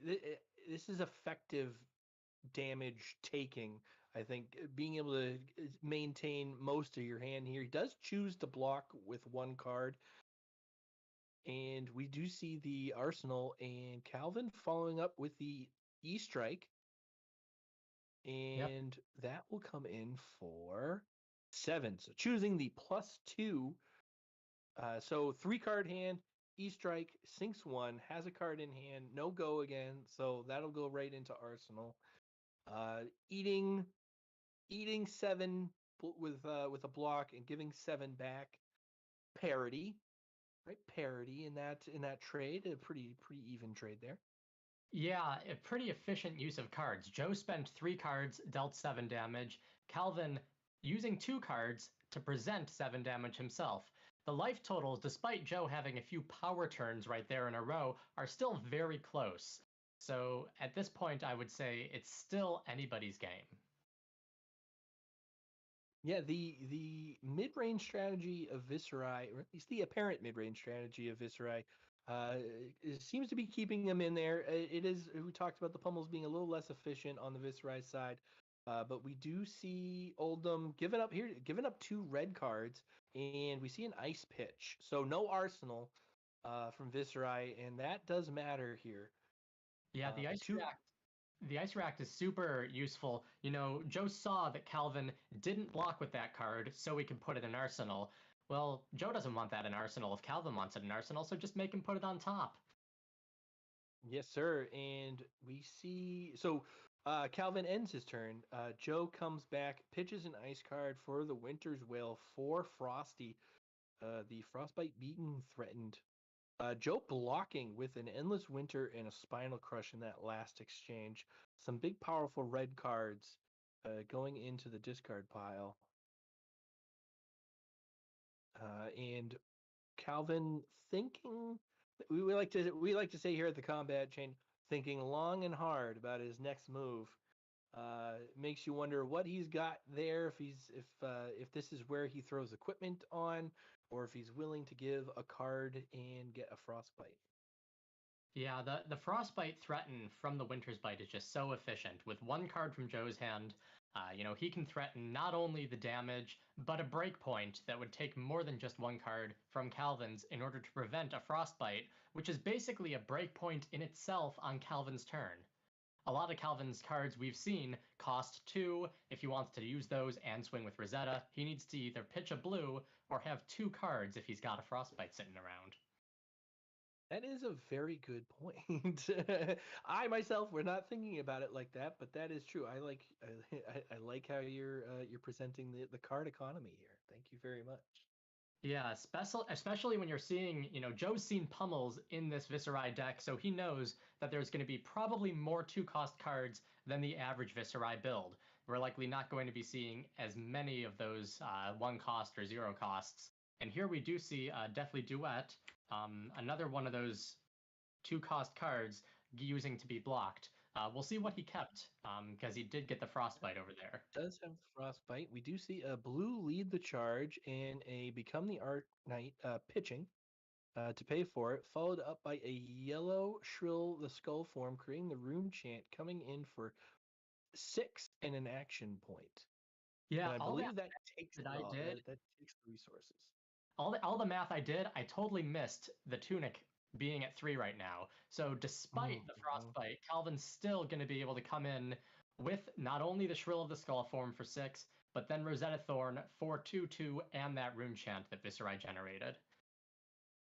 And chat with the counterpoint saying Calvin's Pummel enabled a Mav on hit, creating a chant, a Drowning Dire on hit, returning a non-attack action to deck, and stripped a card from Oldham, arguably as efficient. And to that, I would say you are correct, but in, I would say, general terms, the Pummels from Viserai tend to be less efficient coming in, as opposed to coming from a Guardian. Is all I think we're trying to say there. Yeah, I think the real question is what you're going to end up getting from those on hits during the game. Obviously, the rune chants represent an additional damage. The extra card on the bottom may or may not get to that during this game. This is happening a lot faster. Life totals are lower than some of the more defensive games. But yeah, it's definitely worth recognizing the seriousness of discarding a card, no matter what hero you're on or what hero you're against. And Calvin did follow up that attack with the Shrill with a rune chant bolstered Rosetta, and Joe responding very firmly with a second fused Oakenold, showing I believe there was a So Tomorrow and a Channel Lake Frigid in hand. Oakenold coming in, costing 3, just makes it so damn efficient for Guardians to play here. Yeah, the loss of Pulse of Eisenloft definitely made it hard to get these first cycle fused Oakenolds out, but we have seen Joe using quite a few elements in his deck, which does raise the odds. And this is the third Oakenold that he's presented. One of them blocking with earlier, one of them that he attacked with when Calvin gave away his boots, and then this one right here. And we'll see if those two cards are actually going to go to the bottom from the on hit this time around, though, considering that the boots are out of the picture, and there is certainly no defense reaction in Calvin's arsenal. No, that is true. Simply a 3-block being used here. It looks like, if anything, it looks like he's kind of shuffling his cards around, wondering which ones he can keep. To your point, Joe running a lot random. of. Oh, they are random. Yeah, I'm sure to the your players point, were hitting the random button and just choosing the ones on the left or something. That's fair. What I was gonna say is, to your point, Joe is running a ton of. It does look like Earth and Ice cards, and as we learned early on with Starvo, sometimes just stacking your deck with the cards that you need for the correct fuse is the right course of action. Joe might be running a bit of a Frovo build, if you will, of Oldham, just maximizing his fuse potential. Yeah, Oakenold, a very powerful card. There's a reason that people were considering maybe it should have been an Oldham specialization during the Starvo days. But there's still, now that those are out of the way, Joe's deck has to work for itself, making sure that those elements in the deck don't hinder too much the rest of the game plan. Whatever card he put under going away, and it looks like Joe's really figuring out how to maximize this turn right here. If he put the Channel Lake Frigid under, then that's something that we likely won't see this game. If it was the So Tomorrow, that would have been an opportunity to put another Oakenold on the bottom, but it looks like he kept that Channel Lake Frigid and was just searching for an ice card to pitch. And he got one. The Winter's Grass being pitched for the Frosty Winter's Whale. Channel Lake Frigid. Channel Lake Frigid coming up again late in the game is super frustrating to see as the opponent, knowing that your cards are once again taxed consistently through until those channel counters become too much. Yeah, probably one of the most oppressive cards when it comes to ruining strategies that a lot of these go wide decks like. Viserai, we see them, they try to play a non-attack action, they try to play an attack action both in the same turn. Those are two cards that are each going to cost an additional resource. If they want to do anything else, activate Grasp, activate Rosetta Thorn, that's another additional resource. And now Joe is threatening a Frostbite with his hammer, which would take another additional resource if it hits. Yeah, Oldham kind of proving it's the danger of, right, through these incremental value plays that tax your opponent again and again and again, forcing your opponent to make a decision, taking cards from their hand, kind of ruining the game plan they want, right? In a perfect world, there's a 5-card hand, and that math probably looks really, really good, but knowing that they're coming down to a 3-card in an arsenal, perhaps even a 2-card in an arsenal when it's all said and done, really making the Viserai have to think about how to right, they're both at 15. Viserai has to figure out how to get that damage across now, knowing that at least the very first thing is going to be 2 extra, and everything else is going to be 1 extra across the board. Yeah, Viserai really likes being able to play a lot of cards, and this is one of the reasons why I think they were less popular at the top tables in our most recent high-level play. The presence of so many Oldheims and Icelanders, both presenting taxing effects, really makes it hard for Viserai, and I think Joe having this Channel Lake Frigid here, when they're both at 15 life, is probably going to be very important over the next couple of turns as this game goes into its latter half. Yeah, and we do see Calvin once again in the tank, wondering which cards he's going to give up, if any, for that frostbite. And we do see him look at he turns 1 card sideways, and they might be having a conversation. Every time you see in TTS the cursors kind of looking at each other and pointing and saying things, it's usually indicative of a longer conversation. We can't hear them, what they're saying. Well, anything could be happening right now, but we do see a swarming Gloomveil getting in front of that Winter's Whale. And it does look like he'll take 1 and a frostbite. Yeah, once again, just saving a bit of life, trying to use those 3 cards as effectively as possible with the Channel Lake Frigid and the Frostbite. Whatever he does first will be taxed twice additionally, and everything else just once that Frostbite gets away. And it looks like it's just going to be a Deadly Duet pitching both the non-attack and the attack. So this is going to have both effects in action, +2, and 2 Rune Chant tokens created. Deathly Duet kind of earning its paycheck here today. Working around those tax effects that we just talked about could be so costly. But Deathly Duet proving to be a pretty good counterpoint here to Oldham's effects.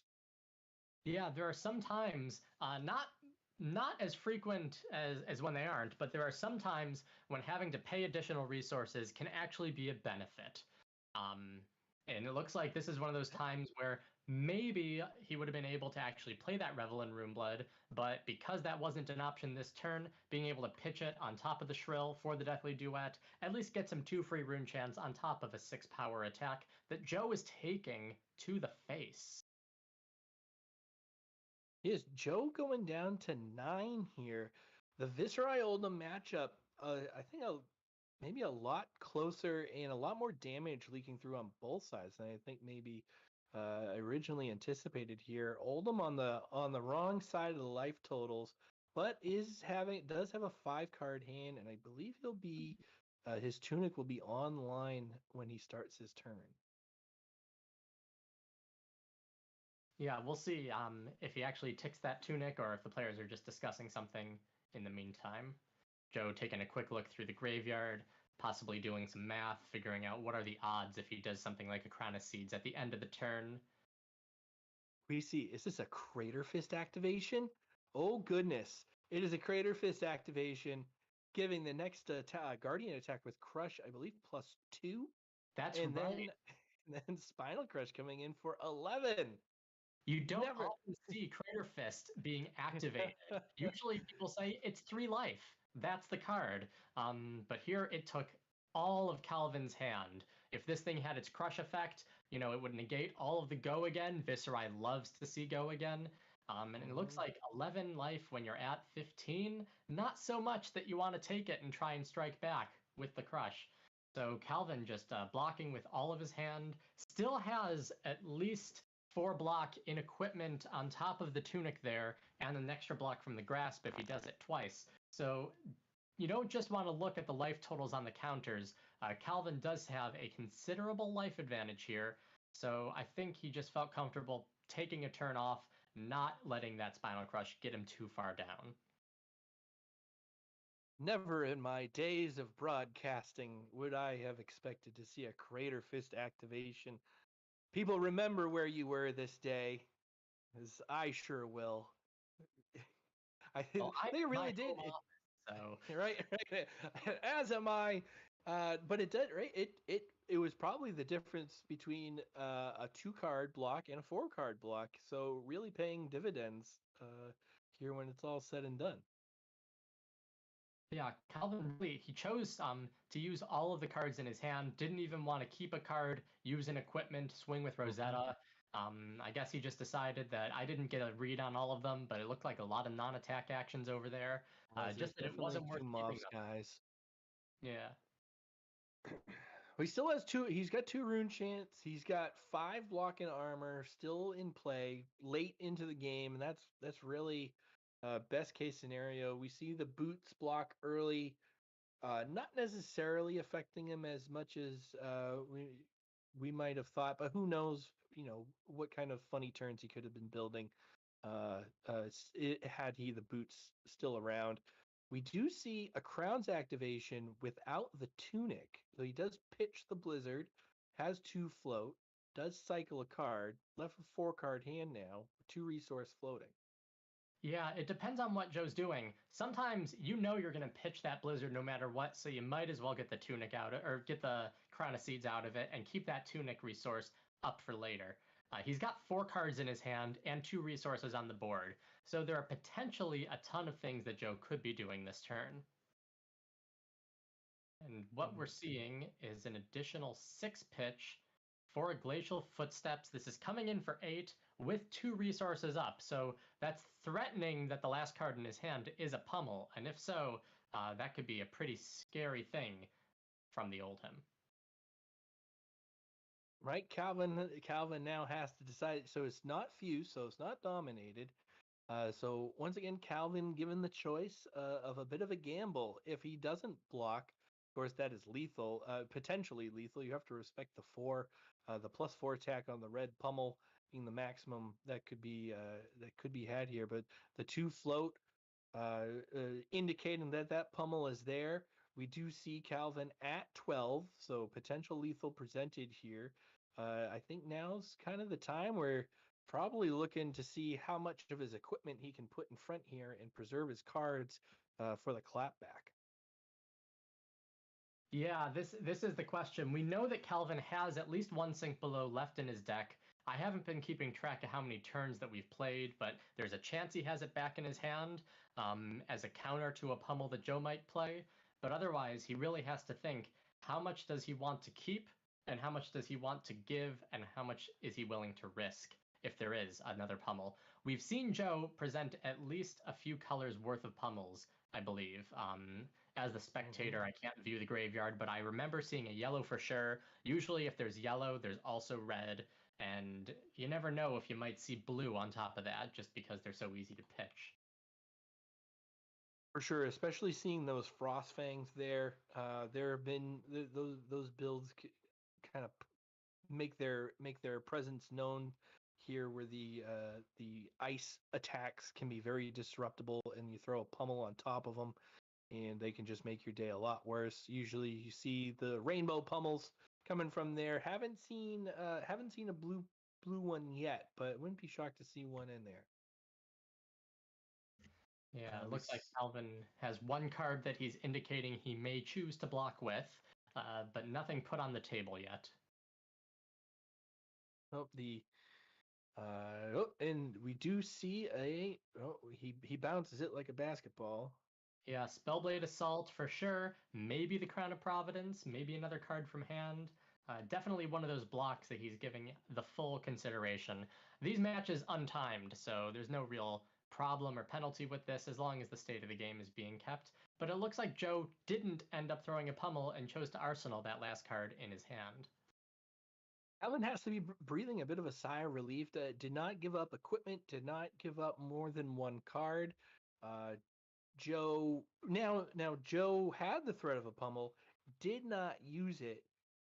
Now you have to wonder if that is in fact the pummel in there.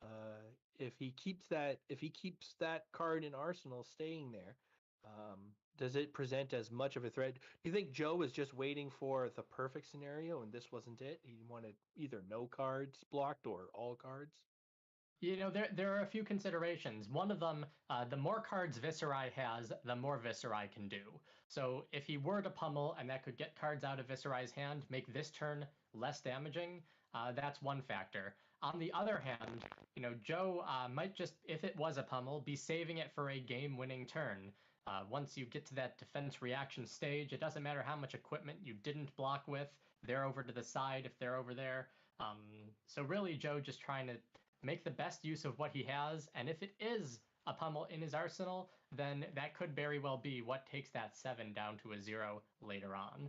In the meantime, though, we see basically what I would consider the ideal Viserai start. We see a red Mauvrian Skies into a Shrill of the Skull form. Looks like there should be a rune chant from Viserai's ability made in the back. I think Calvin might have missed that trigger. But still, this is pretty threatening for Joe. Yeah, no frostbites on the board from Oldham. No taxing effects. So coming unabated here, the red Mauve followed by the blue Shrill. We do see that rune chant you just mentioned generated on the back end. 5 and 2, threatening 5 on the back end. Very dangerous time to be Oldham.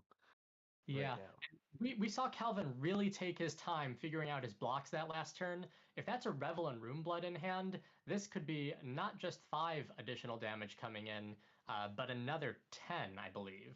So very scary potentially for Joe, depending on how much he lets through, on top of those 3 rune chants that the Mauve Skies might create. And if I'm Joe, I'm really hoping for an ice react and potentially putting that card away from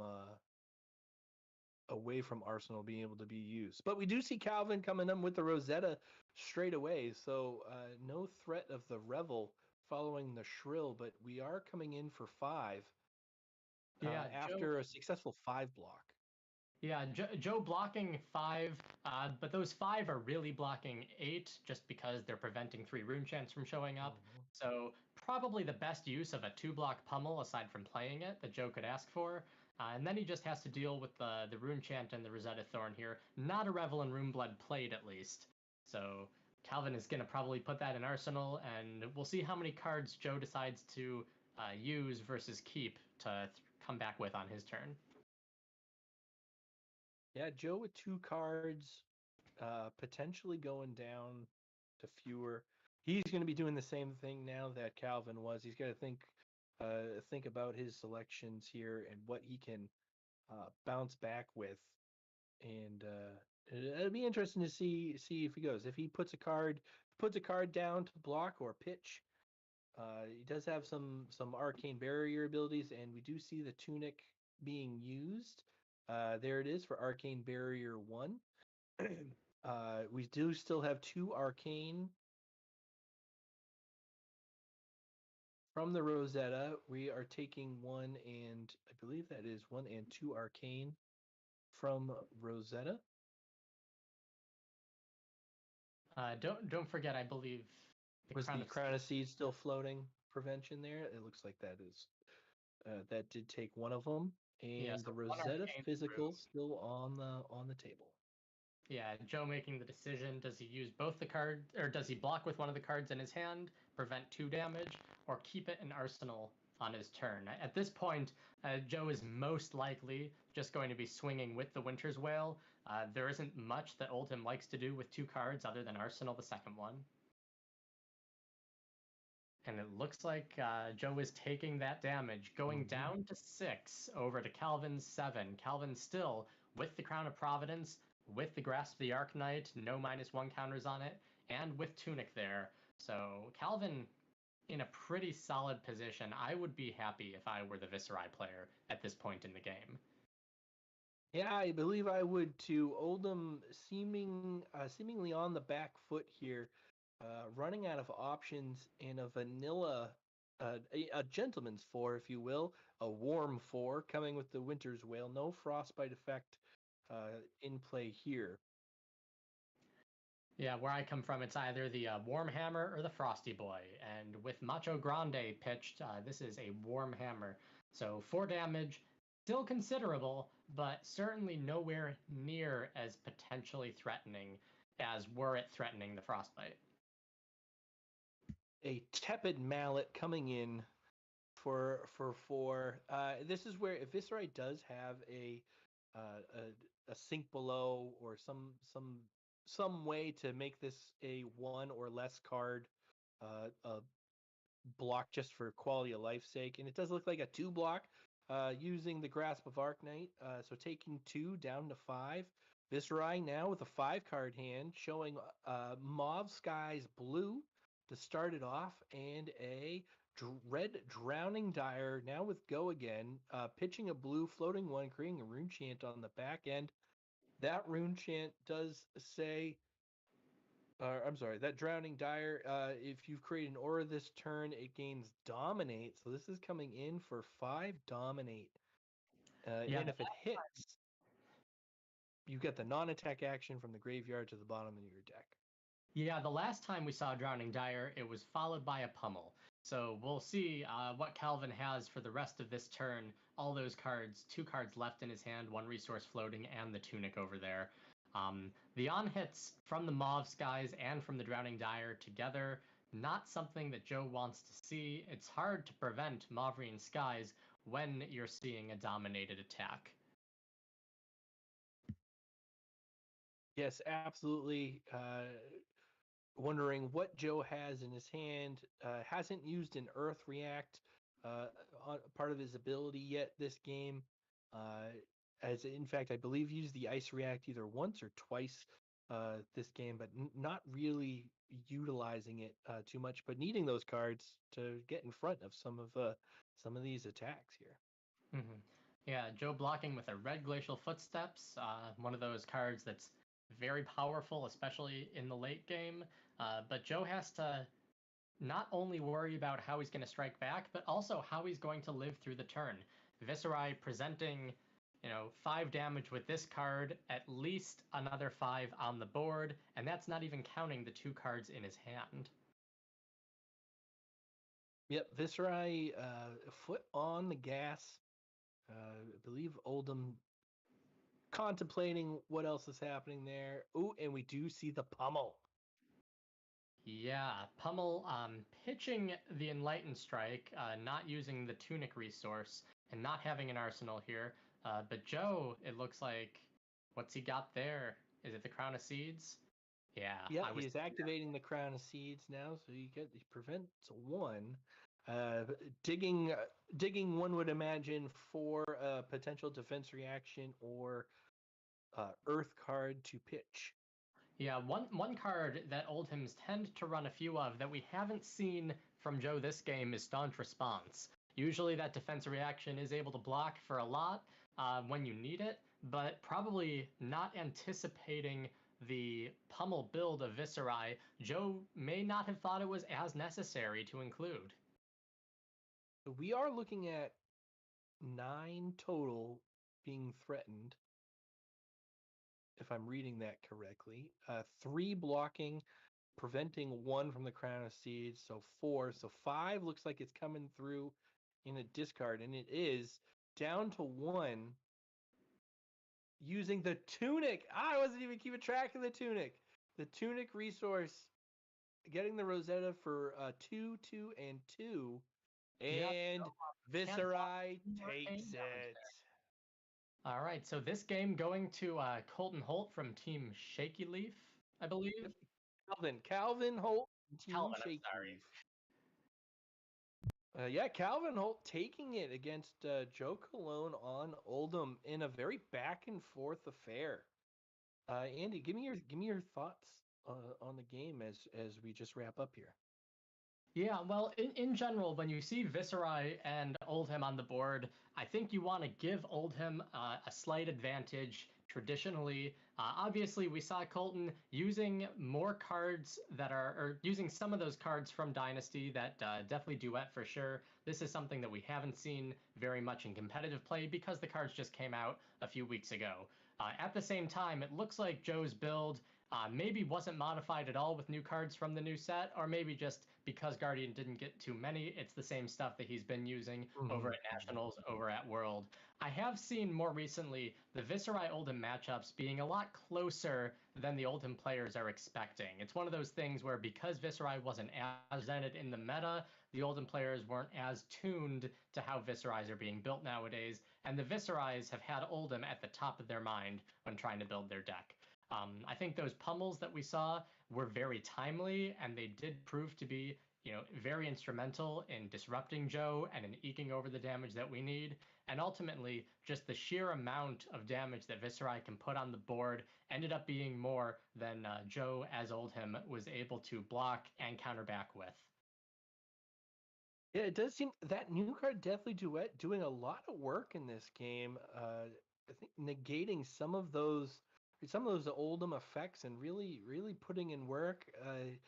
We talk about the Team Cup League showcasing some of the new builds, new stuff out there, and I think Deathly Duet has definitely kind of it earned its paycheck in this game, and I think Calvin, a high-profile player, as well as Joe Cologne. The match getting a lot of eyes. I think people will start to really take notice to especially Deathly Duet. Yeah, the Team Cup it's really a fun event, and it looks like actually we're gonna get Calvin in here for an interview as soon as our administrator is able to set that all up. And Calvin is in. Can you hear me? Produce. All right, thank you, Good producer.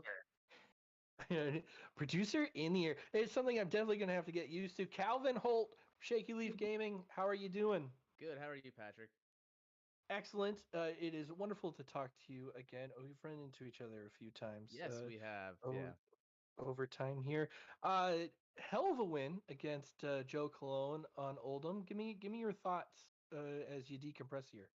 Well, I mean, obviously, when I start a game as Viserai and go into Oldhim, I'm immediately malding and seething because that's not the matchup I want to see at all. If they side basically as a full fatigue plan, that is like an auto loss. There's just nothing I can do. So I'm assuming, okay, I'm gonna play against an auto loss, and then if I see they're playing more tempo aggro disruption, I at least have chances to have turns that deal damage. Um, it's still very disruptive. There was like one turn on that game where I had like just the nuts 5 card hand of just like Revel, Gloomveil, just everything, and then he played Channel. It's like, okay, well, Yeah. I can't do anything now. But I've been playing with pummels a lot, and pummels feel like actually insane in Viserai right now. I always hated them, but they feel like you've hit with the Deathly Duet. I feel like I've hit a critical massive 2 cost Runeblade attacks for Mauve. So I'm like, you know what? Pummels just if you have the resources, you pummel on a Mauve and you still get the Rosetta after the end. It's kind of insane. Yeah, Pummel's doing a lot of work in this game, and that Deathly Duet really showing up, especially when that Channel Lake Frigid and the Frostbite came in. You were able to pitch both the attack and the non-attack there, getting all the effects of the red Deathly Duet. It seems like it's a really good fit. Yeah, it's actually quite good against ice decks. Like when you're being taxed, sometimes you realize it's like, oh, I can actually get like 8 value on this hand as opposed to just like a crappy 6 and it sets up for a stronger next turn, right? So like you stacking chance for a stronger turn is really good. I think that turn there, I believe that was the turn I had the rune chance, or maybe it was the turn prior, and it just let me push a little bit more damage to aggress more cards out of his hand. So yeah, I mean, definitely do it. I look at it as a 6 attack for 2 cost. But sometimes the pitching of the non-attack actually is relevant and nice. I like it. Yeah, it was an awesome performance. I think going in seeing that Oldham, we were expecting you to be disrupted.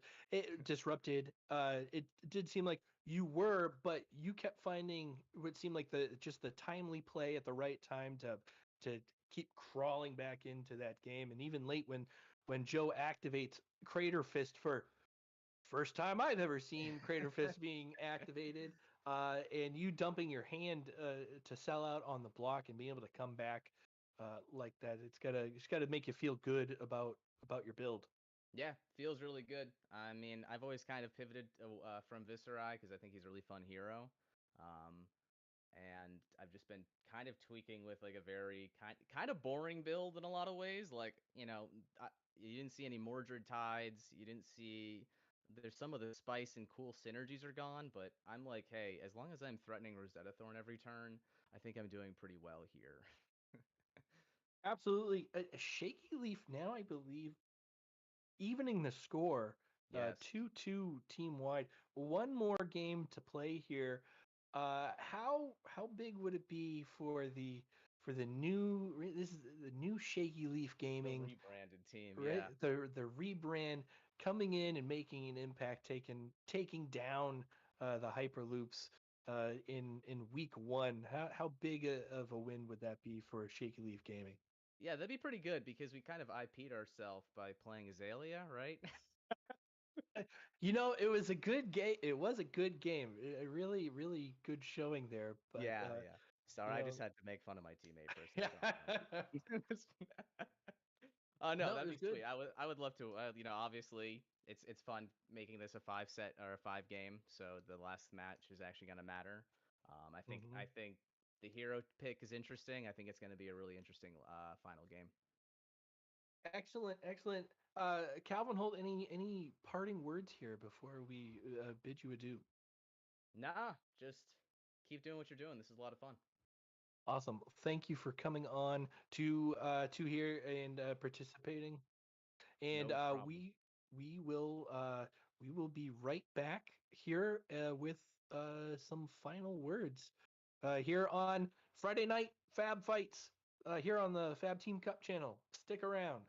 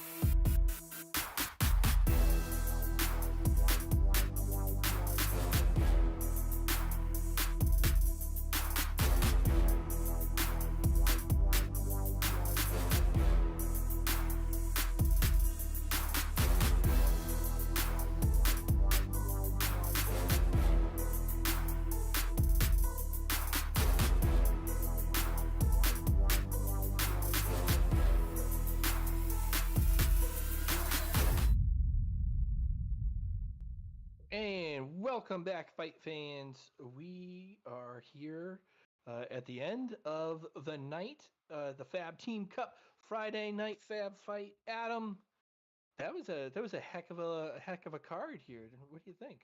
That was so much fun, man. I'm giddy. I'm full of like good energy. I'm so glad that went the way it did. Congrats to everybody who took the wins tonight. I know these are very important wins for your teams, but like just thank you everyone who participated in that. That was so much fun. It really was a very impressive showings by everybody, and it was hey, look, this was great. And for those who might not understand how much Adam is putting in there throughout the entire time, he's been in my ear, being mega producer on top of you know leading us off here. So obviously thank you and thank Sean and thank Andy for coming on tonight and casting. I think this is hey look, we're having fun. We're having fun. It's a good time. People are watching. We want more people on. We want more people. We want more matches streamed. Hopefully we have a bunch of content creators in on this. It's not just going to be the Combat Chain show unless they make it the Combat Chain show. No No, problem that's being not the the. goal. We want this to be the Fab Cup show, and We do. We, just saying, not afraid of the spotlight, not afraid of greatness. But that, come at me, bros, come at me. Um, but we are, yeah, look, it's very exciting stuff. We do want to do a quick rundown to let you guys know what's happening with the rest of the league, right? This is the Fab Team Cup channel. Let's take a look really quickly through me talking about the different matchups that have happened so far. What do you say, Adam? Yeah, let's do a quick deep dive into it. I think I want to know. Like, yeah, let's what's going on, man? Quick and deep. Let's go. All right, we do have results so far. Team Italia versus Team Chuwubs in Pool 1. They are evened up 2-2 with the final playing tomorrow. That is Pool 1. I just lost my page. Okay, here we Oh go. no. The Hyperloops and the Shaky Leaf. We just saw two matches face off here. They are now 2-2 as well. So another pool matchup that is going to the fifth game to decide the winner there. Moving on to Pool 2.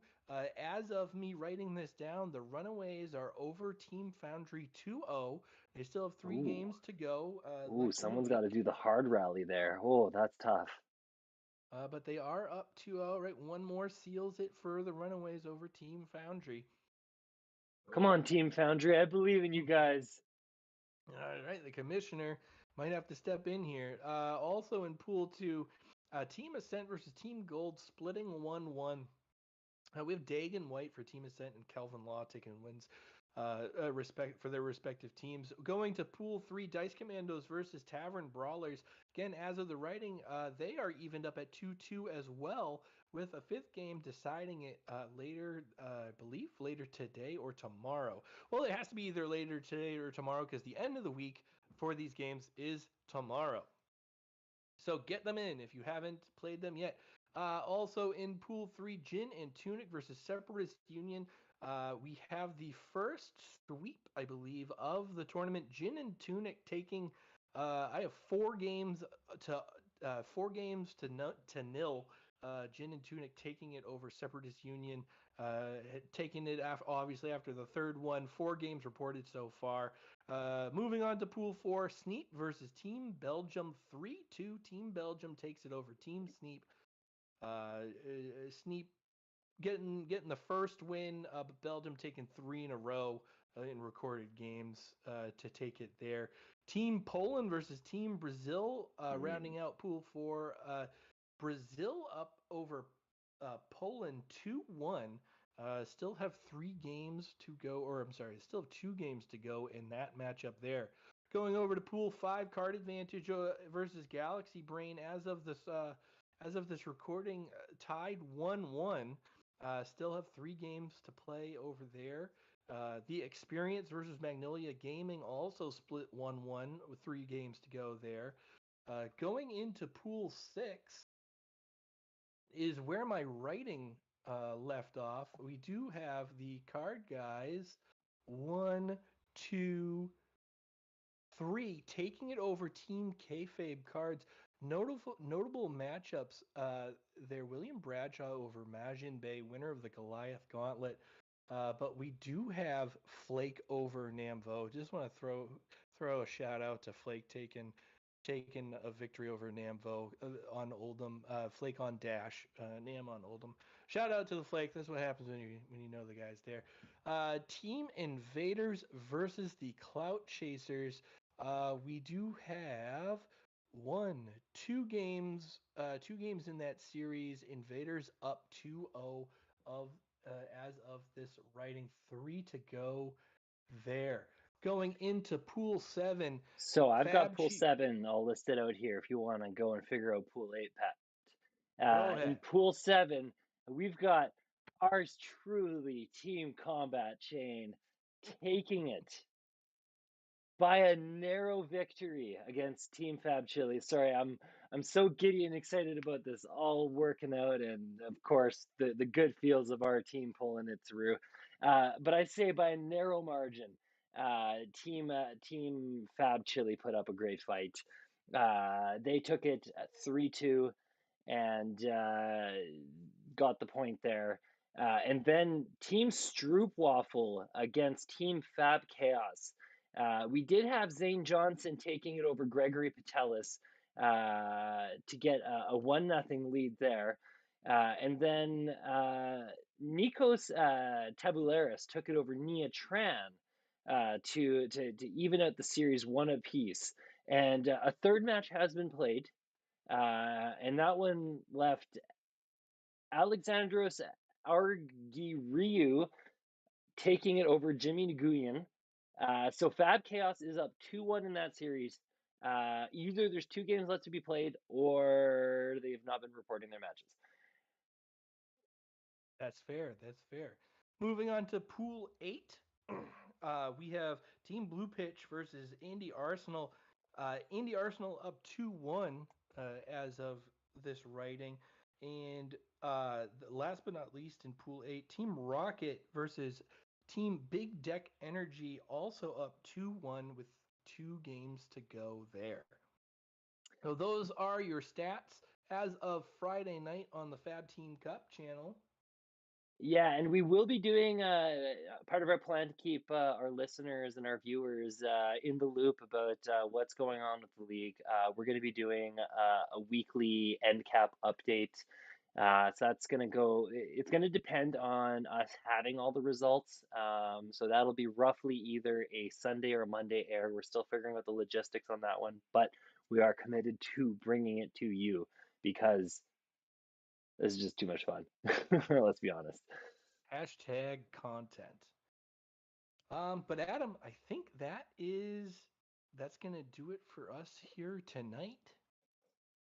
That's it for me. And I mean, like, I can't believe it's already so much work and prep went into like planning this, and it's like more time I think went into planning it than the actual execution. And I can't believe it's done already. It's like Christmas; it goes so fast. I won't be as giddy next week, I promise. But yeah, Look, it just means opens up the doors for more nights of more featured matches. Like we keep saying, reach out, get your games on stream, get play by play. It's not just us. It is we have a whole bunch of people that are doing this and willing to do this. Get your matches on the air, if you want them there, and we can do Tuesday night throwdowns, Friday night fights, Wednesday whack-a-mole, Thursday tornado, whatever you want to call them. We can have a showcase night every night of the week. Sunday smackaroo, whatever you want to call it. We will put them up here and make it a big deal. So well, you know have what? at it. I'm willing. I'm willing to put this much on. If you're willing to commit with me here right now, Pat. Oh boy. I'm willing to put on this Friday night production for the remainder of the pods. And of course, once we switch to the elimination brackets, the brackets of 16, it's gonna get a little funky. But for the next two, because it's 3 weeks, so the next 2 Fridays, you can count on more of this content. Absolutely, Friday Night Fight. Stick around, and we'll have it on. That's not it. We're gonna figure out more, but you can count on this on Fridays, and yeah. All right, man. Hey, good job this evening. You pulled it off. We did it. We did it. All right, that is going to do it for us tonight. I am Pat Shaw. You can find me at Pat Smash Good. You can find Adam at Fomtoolery TCG. We are from the Combat Chain. You can find us on YouTube if you search the Combat Chain. We got a Patreon. If you like us, just help us keep the lights and mics up and running here. It's been a blast. Thank you again to Andy Modell of the Hyperloops, Sean Hill of Team Combat Chain as well for casting. It has been a blast, and that is going to do it for us tonight. Thanks so much, guys. Have a good night. Peace.